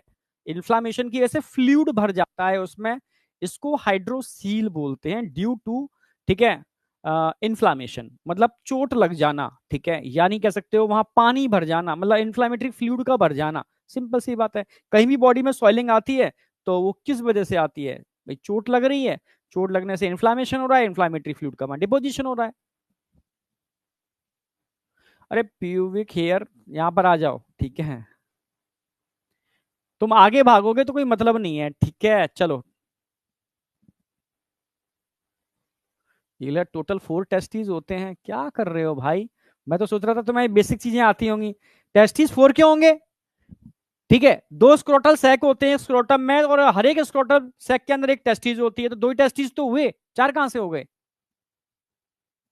गुबरनेकुलम सिर्फ ये मैंने बताया था, बच्चा जब 7 महीने का यूट्रस के अंदर होता है तो ये टेस्टिस को खींच करके स्क्रोटम में लाते हैं, ठीक है। इसकी मैकेनिज्म है, पुराने नोट्सों में थी, बट उसको मैंने हटा दिया क्योंकि अब यहाँ ज्ञान की जरूरत नहीं है, सिलेक्शन की जरूरत है, ठीक है। अब टोटली सिलेक्शन पर काम कर रहे हैं, ज्ञान नहीं देने की जरूरत है, ठीक है। इतना आपको समझ में आ गया होगा यार, तुम यहीं अटका के रखोगे। अब एनसीईआरटी में कुछ डायग्राम दे रखे हैं, उस डायग्राम से डायग्राम समझ में आ जाएंगे, क्योंकि डायग्राम बेस्ड क्वेश्चन आएंगे तो आप कर पाओगे। अब देख लो क्या चीज है जो आपको नहीं आती। इजैक्यूलेटरी डक्ट आप समझ पा रहे हो, ये इजैक्यूलेटरी डक्ट है, ठीक है, जो कह सकते हो इन दोनों एम्पुला और सेमिनल वेसिकल के मिलने से बनती है। रेक्टम आपके समझ में आ रहा है, एनस समझ में आ रहा है, कोई डाउट नहीं है। यूरिटर समझ में आ रहा है। अब ध्यान से देखोगे, यहाँ वास डिफरेंट यूरिटर के ऊपर लोप बनाती हुई, ठीक है, निकलती है।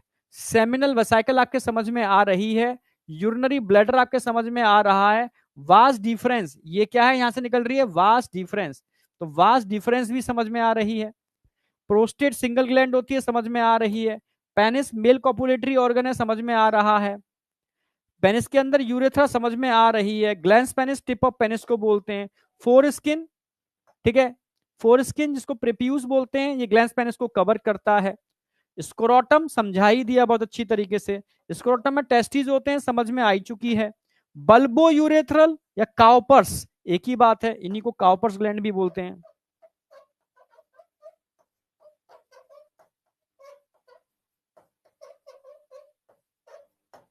वन पेयर होते हैं, तो ये काउपर्स हो गए, डायग्राम में दिखा दिए थे, प्रोस्टेट हो गई और सेमिनल वेसाइकल हो गए। तो डायग्राम एकदम क्रिस्टल क्लियर होना चाहिए, डायग्राम बेस्ड क्वेश्चन आएगा उसमें कोई दिक्कत नहीं होनी चाहिए, ठीक है। यहां तक कोई डाउट?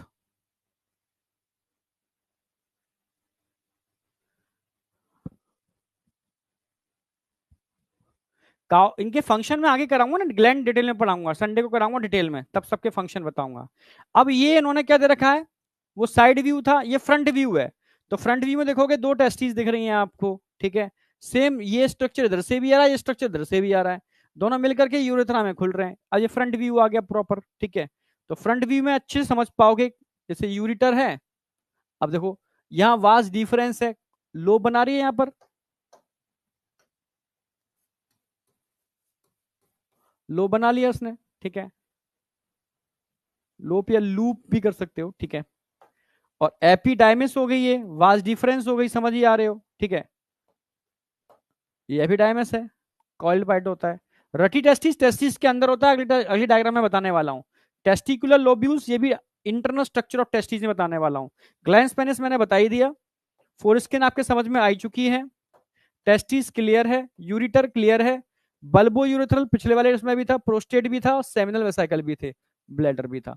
अब बताओ मुझे यहां इस डायग्राम में जो लेबल्ड हैं इसमें कोई डाउट है? बायोमोलिक्यूल बेटा गोविंद, ठीक है, आपको तरुण सर कराएंगे, ठीक है, क्योंकि उन्होंने, ठीक है, वो ऑफलाइन में कराना है, क्योंकि मैं जा नहीं पा रहा हूँ ऑफलाइन के अंदर, पटना के अंदर अभी, ठीक है। तो उनका एक कॉमन टॉपिक ले लेते हैं सर, जो मैं करा दूंगा, तो बायोमोलिक्यूल, ठीक है, वो वहां भी करा देंगे और तो फिर आपको भी करा देंगे, क्योंकि एक ही टीचर दोनों जगह करा देगा। एनसीईआरटी डीप लाइन के अंदर, ठीक है, अगर कोई बच्चा चाहता है, एक दो बच्चे अगर होंगे चाहते होंगे, ठीक है, तो उनको मैं एनसीईआरटी डीप लाइन में करा दूंगा। नोट्स में, ठीक है, ऑलरेडी वहां पर तो मिल ही जाएंगे यूट्यूब पे, तो नोट्स आपको सारे, ठीक है, ग्रुप पर डाल देंगे नोट्स।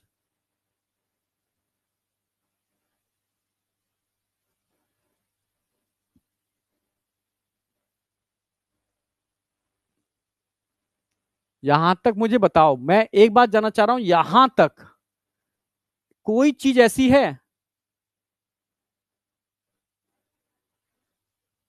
जो आपके समझ में नहीं आई है?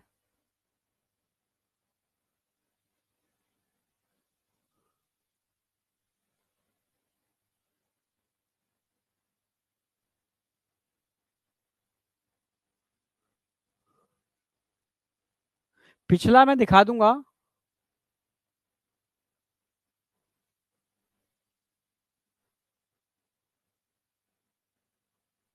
अरे ब्लैडर के ऊपर ही क्या होती है, यूरिटर होती है, यूरिटर ब्लैडर के ऊपर से, यूरिटर से लूप बना रही है, ठीक है।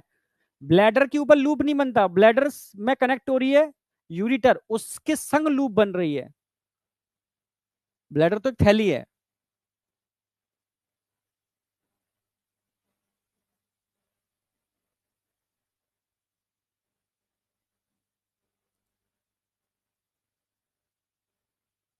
टेस्टिस का कैंसर मैं बताऊंगा आपको, ये आगे की कहानी है, टेस्टिस का कैंसर अभी बताऊंगा आगे। यहां तक मुझे नहीं लग रहा कोई डाउट है, आपके कमेंट्स मैंने पढ़ लिए। अब मैं आगे बढ़ रहा हूं, एक कॉमन सी बात है, ठीक है। आप देखो बेसिक ओवरव्यू करा दिया, अब मैं टेस्टिस से चालू कर रहा हूं, ठीक है। टेस्टिस पूरा समझना अच्छी तरीके से, एनसीईआरटी कुछ लाइनें मैंने मेंशन कर दी हैं। जैसे वन पेयर होती है, प्राइमरी सेक्स ऑर्गन है, ठीक है, ओवल शेप होती है, लेंथ 4 to 5 सेंटीमीटर एक टेस्टिस की होती है, 2 to 3 सेंटीमीटर उसकी वृथ होती है, वेट 14 ग्राम होता है, एनसीईआरटी की लाइन है, ठीक है, इट इज अ डायमेंशन, ठीक है। अब पोजीशन की बात कर लेते हैं। In most of the mammals testis are situated outside the abdominal cavity, ठीक है। वही मैंने बताया था, मोस्ट ऑफ द मैमल में टेस्टिस कहाँ होते हैं, बॉडी के बाहर स्क्रोटम के अंदर होते हैं, बॉडी के बाहर स्क्रोटम के अंदर होते हैं, समझना।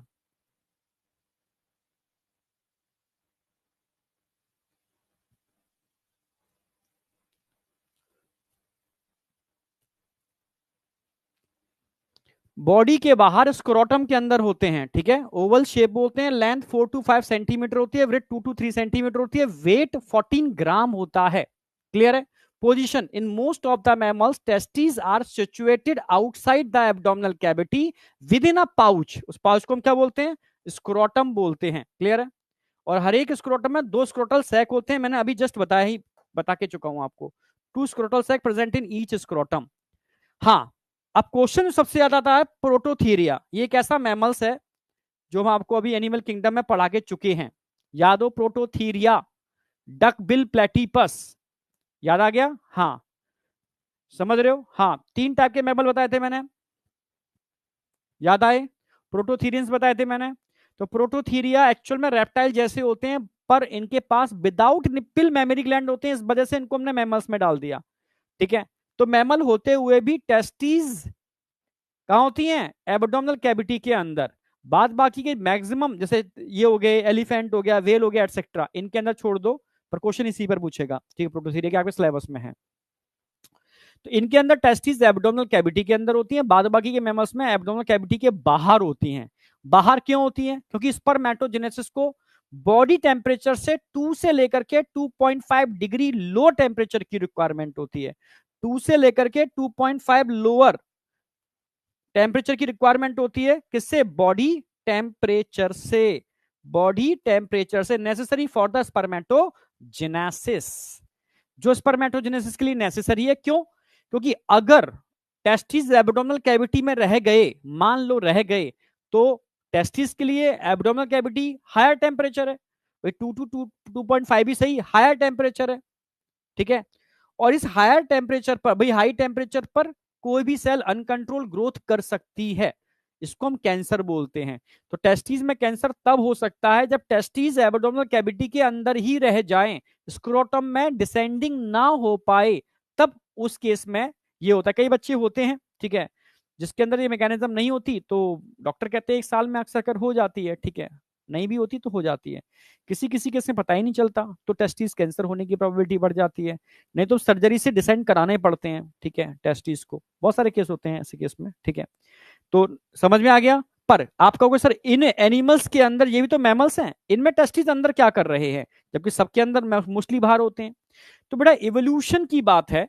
जब इवोल्यूशन चल रहा था तो कुछ मैमल्स ने अपनी टेस्टिस के अराउंड एक काउंटर करंट डेवलप किया। ठीक है, वो टेस्टिस को कूल करने में या टेस्टिस के टेम्परेचर को बॉडी टेम्परेचर से थोड़ा कम रखने में, ठीक है, हेल्प करता है।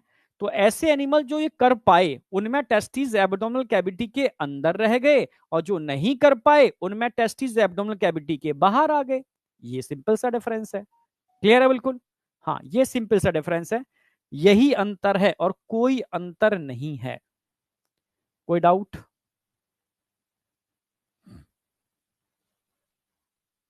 यहां तक कोई डाउट? यार तुम्हारे डीपीपी जो अटेम्प्ट नहीं होता है ना, इसके लिए भी हम करा रहे हैं। हमने कहा डीपीपी पीडीएफ फॉर्म में मिल जाए, ज्यादा बेटर है।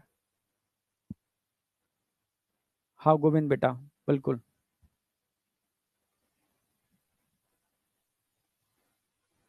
यस, एक स्क्रोटम में 2 स्क्रोटल सैक होते हैं, और ईच स्क्रोटल सैक में सिंगल टेस्टिस होती है। समझ रहे हो? अरे निमिता, अभी समझाया था ना, स्क्रोटम तो एक ही होता है भाई। तुम कैसे बच्चे हो यार? स्क्रोटम तो एक ही होगा ना, एक स्क्रोटम, स्क्रोटम एक होता है। एक स्क्रोटम के अंदर 2 स्क्रोटल सैक होते हैं, और हर एक स्क्रोटल सैक में एक एक टेस्टिस होती है। कितने टेस्टिस हुए? 4 हुए, 2 हुए? कैसी बात कर रही हो बेटा? चलो,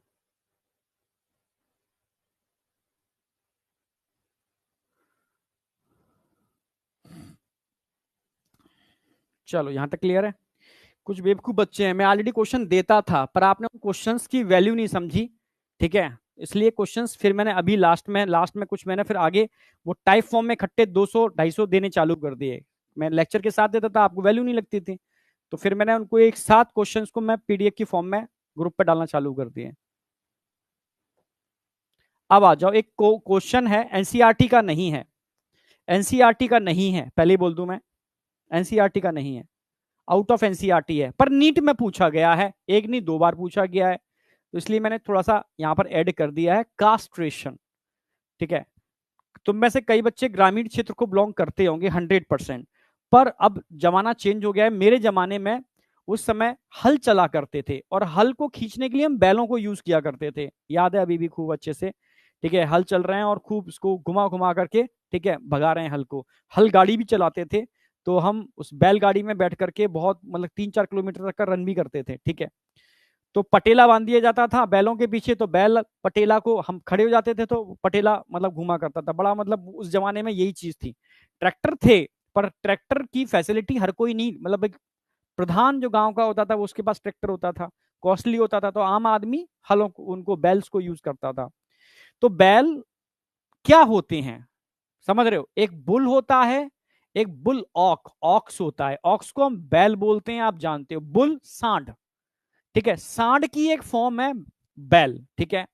अंतर क्या है, बैल के पास टेस्टिस नहीं होते, ठीक है। जब मेल बेबी पैदा होता है, ठीक है, तो उसके टेस्टिस बचपन में ही क्रश कर दिए जाते हैं, क्रशिंग कर दी जाती है, ठीक है, या निकाल दिए जाते हैं, इसको कास्ट्रेशन बोलते हैं।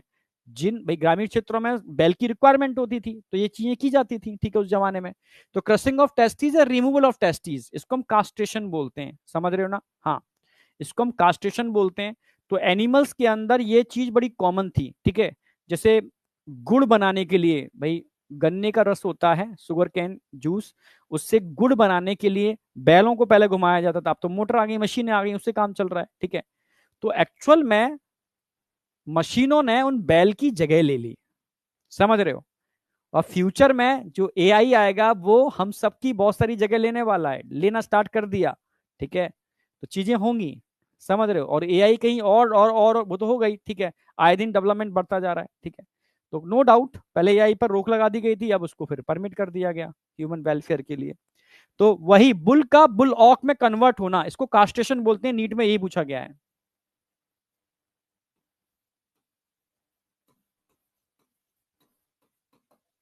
बुल का बुल ऑक में कन्वर्ट होना, ठीक है, ऑक्स में कन्वर्ट होना, इसको कास्ट्रेशन बोलते हैं, समझे? बुल कन्वर्ट इनटू बुल ऑक, ऑक्स, इसको कास्ट्रेशन बोलते हैं। Castration make the animal less aggressive, इससे मेल मतलब जैसे सांड है किसी के कंट्रोल में नहीं होता पर बैल कंट्रोल में होता है। सांड किसी के कंट्रोल में नहीं होता पर बैल कंट्रोल में होता है, समझ रहे हो ना मेरी बात? यस, बैल कंट्रोल में होता है, बैल आपके इशारों पे काम करता है, ठीक है। आप समझ रहे हो, पर पावर बहुत होती है उसके पास, ठीक है। आप समझ रहे हो, इसकी वजह से वो बड़े बड़े काम कर पाता है। सांड के पास भी पावर होती है पर वो कंट्रोल में नहीं होते। सांड से आप खेत में, समझ रहे हो, हल नहीं चलवा सकते। तो इससे डोडिसल हो जाते हैं because level of testosterone hormone decrease, ठीक है। तो ये समझ में आया नहीं आया? नहीं, कास्ट्रेशन ह्यूमन करते हैं, नेचुरली थोड़ी ना होता है, नेचुरल थोड़ी ना होता है। ह्यूमन अपने इस्तेमाल के लिए कुछ भी कर सकता है, समझ रहे हो, किसी को कुछ भी बना सकता है। खच्चर ह्यूमन ने बनाए हैं, खच्चर होते नहीं है, नेचुरली खच्चर थोड़ी ना होते हैं, समझ रहे हो? हॉर्स डंकी का फ्यूजन करा कर खच्चर जो बनाए गए वो ह्यूमन ने बनाए हैं, ठीक है। हाँ, तो ह्यूमन करता है, नेचुरली कुछ भी नहीं होता। तो ये आया हुआ क्वेश्चन था, ठीक है। चलो अब आ जाओ। अब इंटरनल स्ट्रक्चर ऑफ टेस्टिस, ये डायग्राम आपको बनाना है, थोड़ा टाइम बच जाए तो मैं इस डायग्राम को ही यूज करता हूं, ठीक है, ऑलवेज। तो ये टेस्टिस है, ये टेस्टिस की कवरिंग है। तो कवरिंग को सबसे पहले एक्सप्लेन करूंगा, सबसे आउटर कवरिंग की बात करूंगा, सबसे पहले मैं आउटर कवरिंग की बात करूंगा।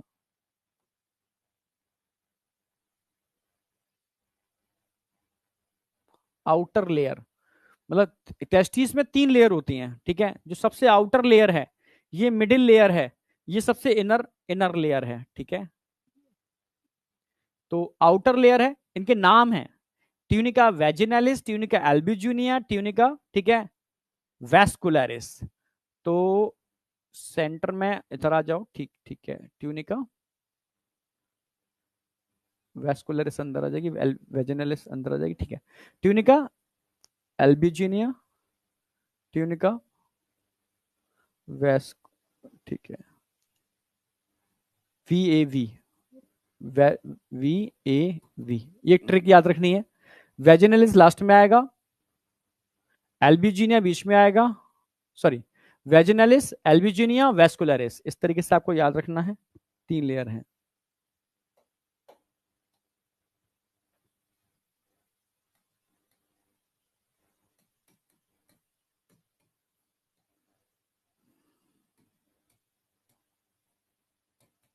ट्यूनिका वेजिनलिस,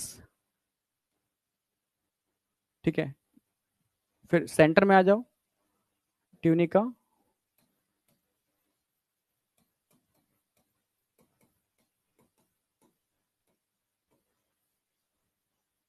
एल्ब्यूजिनिया, सबसे नीचे आ जाओ, ट्यूनिका वेस्कुलरिस।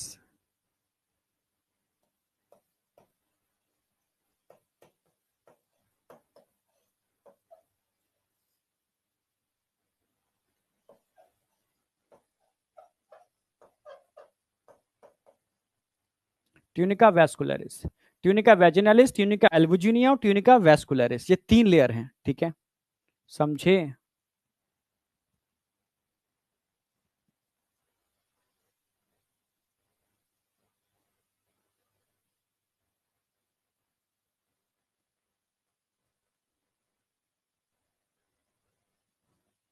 चलो ठीक है, तो 3 लेयर हो गई, तीनों लेयर नोट कर लिया आपने। अब इन पर क्वेश्चन क्या बन सकते हैं? क्वेश्चन बनेगा आउटर लेयर कौन सी होती है? ठीक है, ट्यूनिका वेजिनालिस आउटर लेयर है।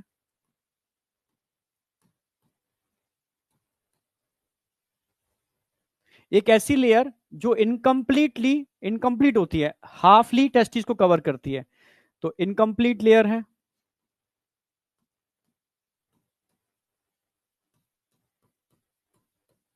ठीक है, दो मेन पॉइंट है, इनको इतना ही याद रखो तो काम बन जाएगा।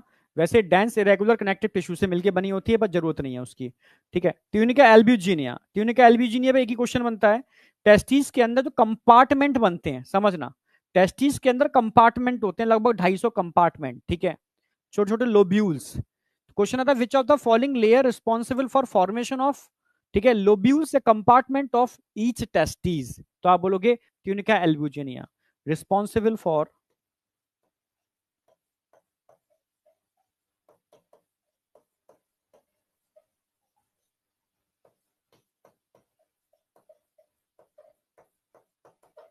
फॉर्मेशन ऑफ लोब्यूल्स या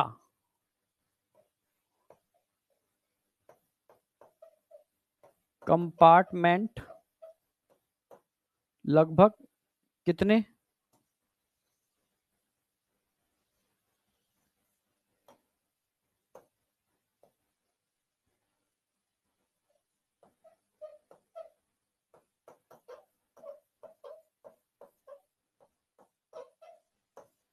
इन each testis, compartment in each testis, हर एक टेस्टिस में लगभग 250 लोब्यूल्स या कंपार्टमेंट बनाने के लिए रिस्पॉन्सिबल होते हैं। ठीक है, 250 लोब्यूल्स या कंपार्टमेंट बनाने के लिए ये रिस्पॉन्सिबल होते हैं इन ईच टेस्टिस। ठीक है, अब सबसे अंदर की लेयर, नीचे वाली लेयर पर आ जाओ।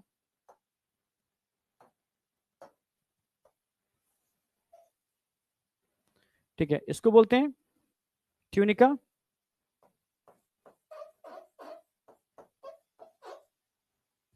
Vascularis, vaginal vascularis, tunica vascularis, highly vascular layer है।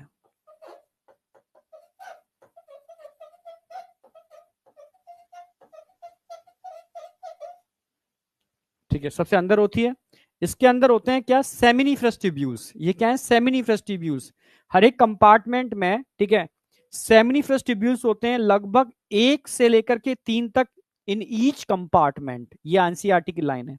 तो अब मैं यहां आ रहा हूं, ये है सेमिनिफरस ट्यूब्यूल्स।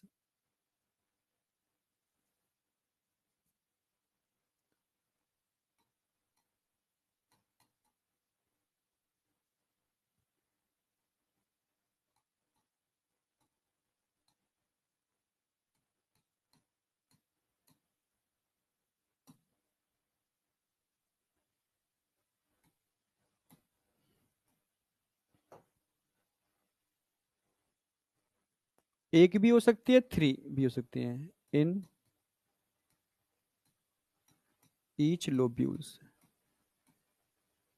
हर एक लोब्यूल में 1 से लेकर के 3 तक, ठीक है, 1 से लेकर के 3 तक हो सकती है सेमिनिफरस ट्यूब्यूल। एनसीईआरटी की लाइन है जो आपको याद रखनी है, समझे?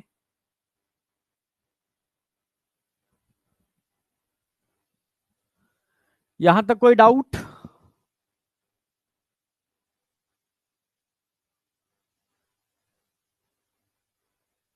हाँ ड्रॉ करना है।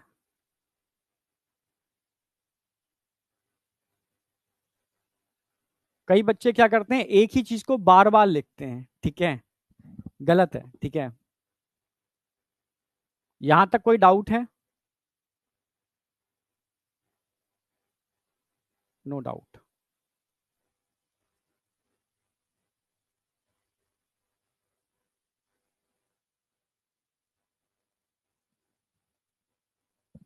यहां तक कोई डाउट नहीं है, चलो बहुत सही, नो डाउट। चलो चलो ठीक है। अब सेमिनिफेरस ट्यूब्यूल्स छोटी छोटी डक्ट में खुल रही हैं, तीन सेमिनिफेरस ट्यूब्यूल्स मिलकर के एक कॉमन डक्ट में खुलती हैं। इस कॉमन डक्ट को क्या आप क्या बोलोगे जरा बताओ? इस कॉमन डक्ट को आप क्या बोलोगे जिसके अंदर ये सेमिनिफेरस ट्यूब्यूल्स आकर के ओपन करती हैं? क्या बोलोगे इस कॉमन डक्ट को? ठीक है, ट्यूबुलाए रेक्टी, ट्यूबुलाए रेक्टी।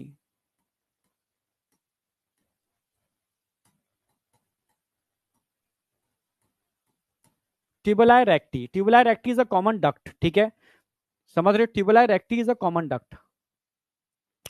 अब ट्यूबुलाए रेक्टी मिलके क्या बना रहे हैं, एक नेटवर्क ऑफ ट्यूब्यूल बना रहे हैं, network of tubule, network of tubule,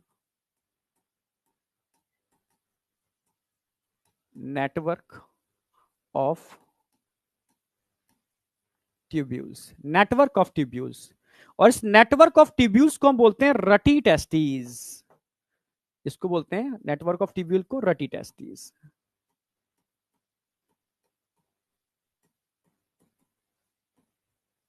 network of tubules को हम बोलते हैं रटी टेस्टीज, समझे?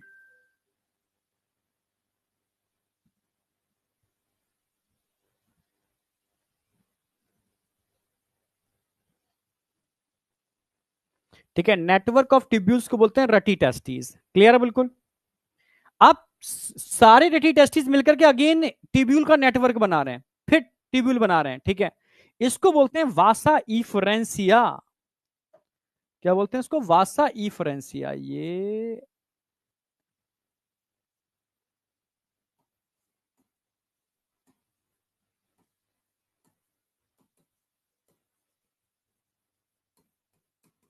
वासा इफरेंसिया। कितने वासा इफरेंसिया होते हैं? लगभग 10 से 12, 10 to 12, ये 10 to 12 वासा इफरेंसिया होते हैं जो मिलकर के एक हाईली कॉइल्ड स्ट्रक्चर बना रहे हैं, हाईली कॉइल्ड स्ट्रक्चर। इस हाईली कॉइल्ड स्ट्रक्चर को हम बोलते हैं एपिडिडाइमेस, एपिडिडाइमेस। अब बताओ, कॉइल्ड स्ट्रक्चर है एपिडाइमिस।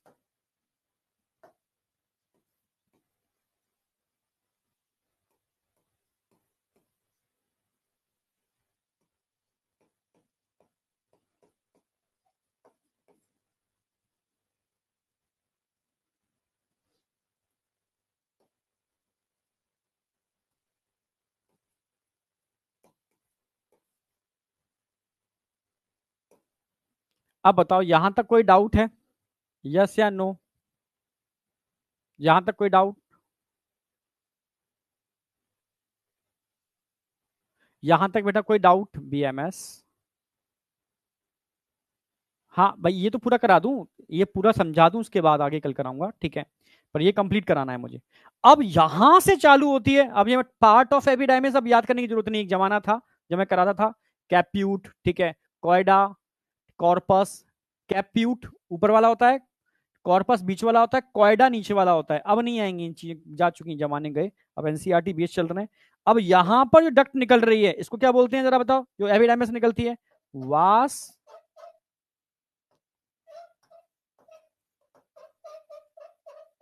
डिफरेंस।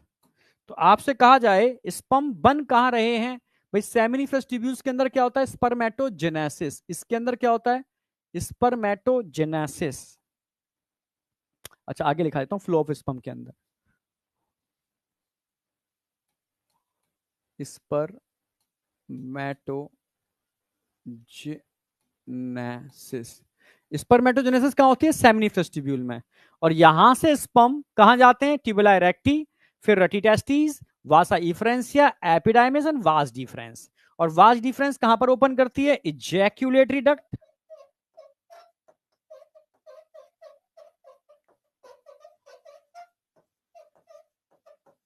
और इजैक्यूलेटरी डक्ट फाइनली कहां खुलती है? यूरेथ्रा। ये पूरा फ्लो ऑफ स्पर्म भी आ गया। स्पर्म कहां से कहां जा रहे हैं? स्पर्म ट्यूबुला इरेक्टी से, ट्यूबुला इरेक्टी से रेटिटेस्टिस में आ रहे हैं, यहां से, ठीक है, रेटिटेस्टिस में पहुंचे, रेटिटेस्टिस से कहां गए? रेटिटेस्टिस से वास डिफरेंस में, यहां से एपिडाइमिस, यहां से वास डिफरेंस, अच्छा इफ्रेंसिया, डिफरेंसिया डिफरेंस, फिर इजैक्यूलेटरी, देन फाइनली यूरेथ्रा। तो फ्लो ऑफ स्पर्म भी आपके समझ में आ गया होगा। स्पर्म बन कहां रहे हैं? इन एक या तीन ईच लोब्यूल में होते हैं सेमिनिफरस ट्यूब्यूल, इनमें स्पर्मेटोजेनेसिस होती है। यहां से यहां पर आएंगे, यहां आएंगे, यहां आएंगे, यहां आएंगे, यहां आएंगे, यहां आएंगे और यूरेथ्रा से बाहर निकल जाएंगे। ठीक है, अब मुझे बताओ यहां तक किसी को कोई डाउट है? डाउट है तो बताओ मुझे क्या है राधिका। ये डायग्राम मैंने हाथ से ही बनाया है, बहुत सिंपल है। ठीक है, all clear, all clear, all clear, all clear, no doubt, perfect. ठीक है, आपको लेयर ऑफ टेस्टिस ध्यान रखनी है और सेमिनिफरस ट्यूब्यूल से लेकर के वास डिफरेंस तक का सीक्वेंस ध्यान रखना है। ठीक है, तो आज इतना ही कराएंगे। ठीक है, रिमेनिंग हम संडे को लेंगे। ठीक है, जीरो डाउट। ओके, बहुत बढ़िया, सुपर।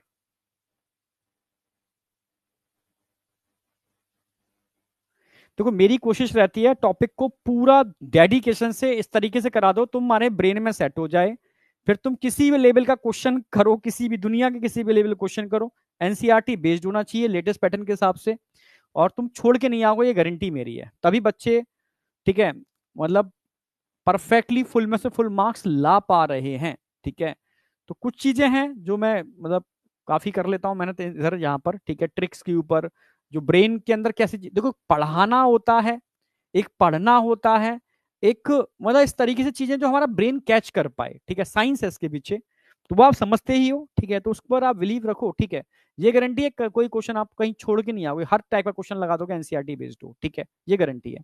क्वेश्चन प्रैक्टिस मैं आपको दूंगा, ढेरों सारे क्वेश्चन दूंगा यार। लो ठीक, ग्रुप पे डालना चालू कर देता हूं मैं।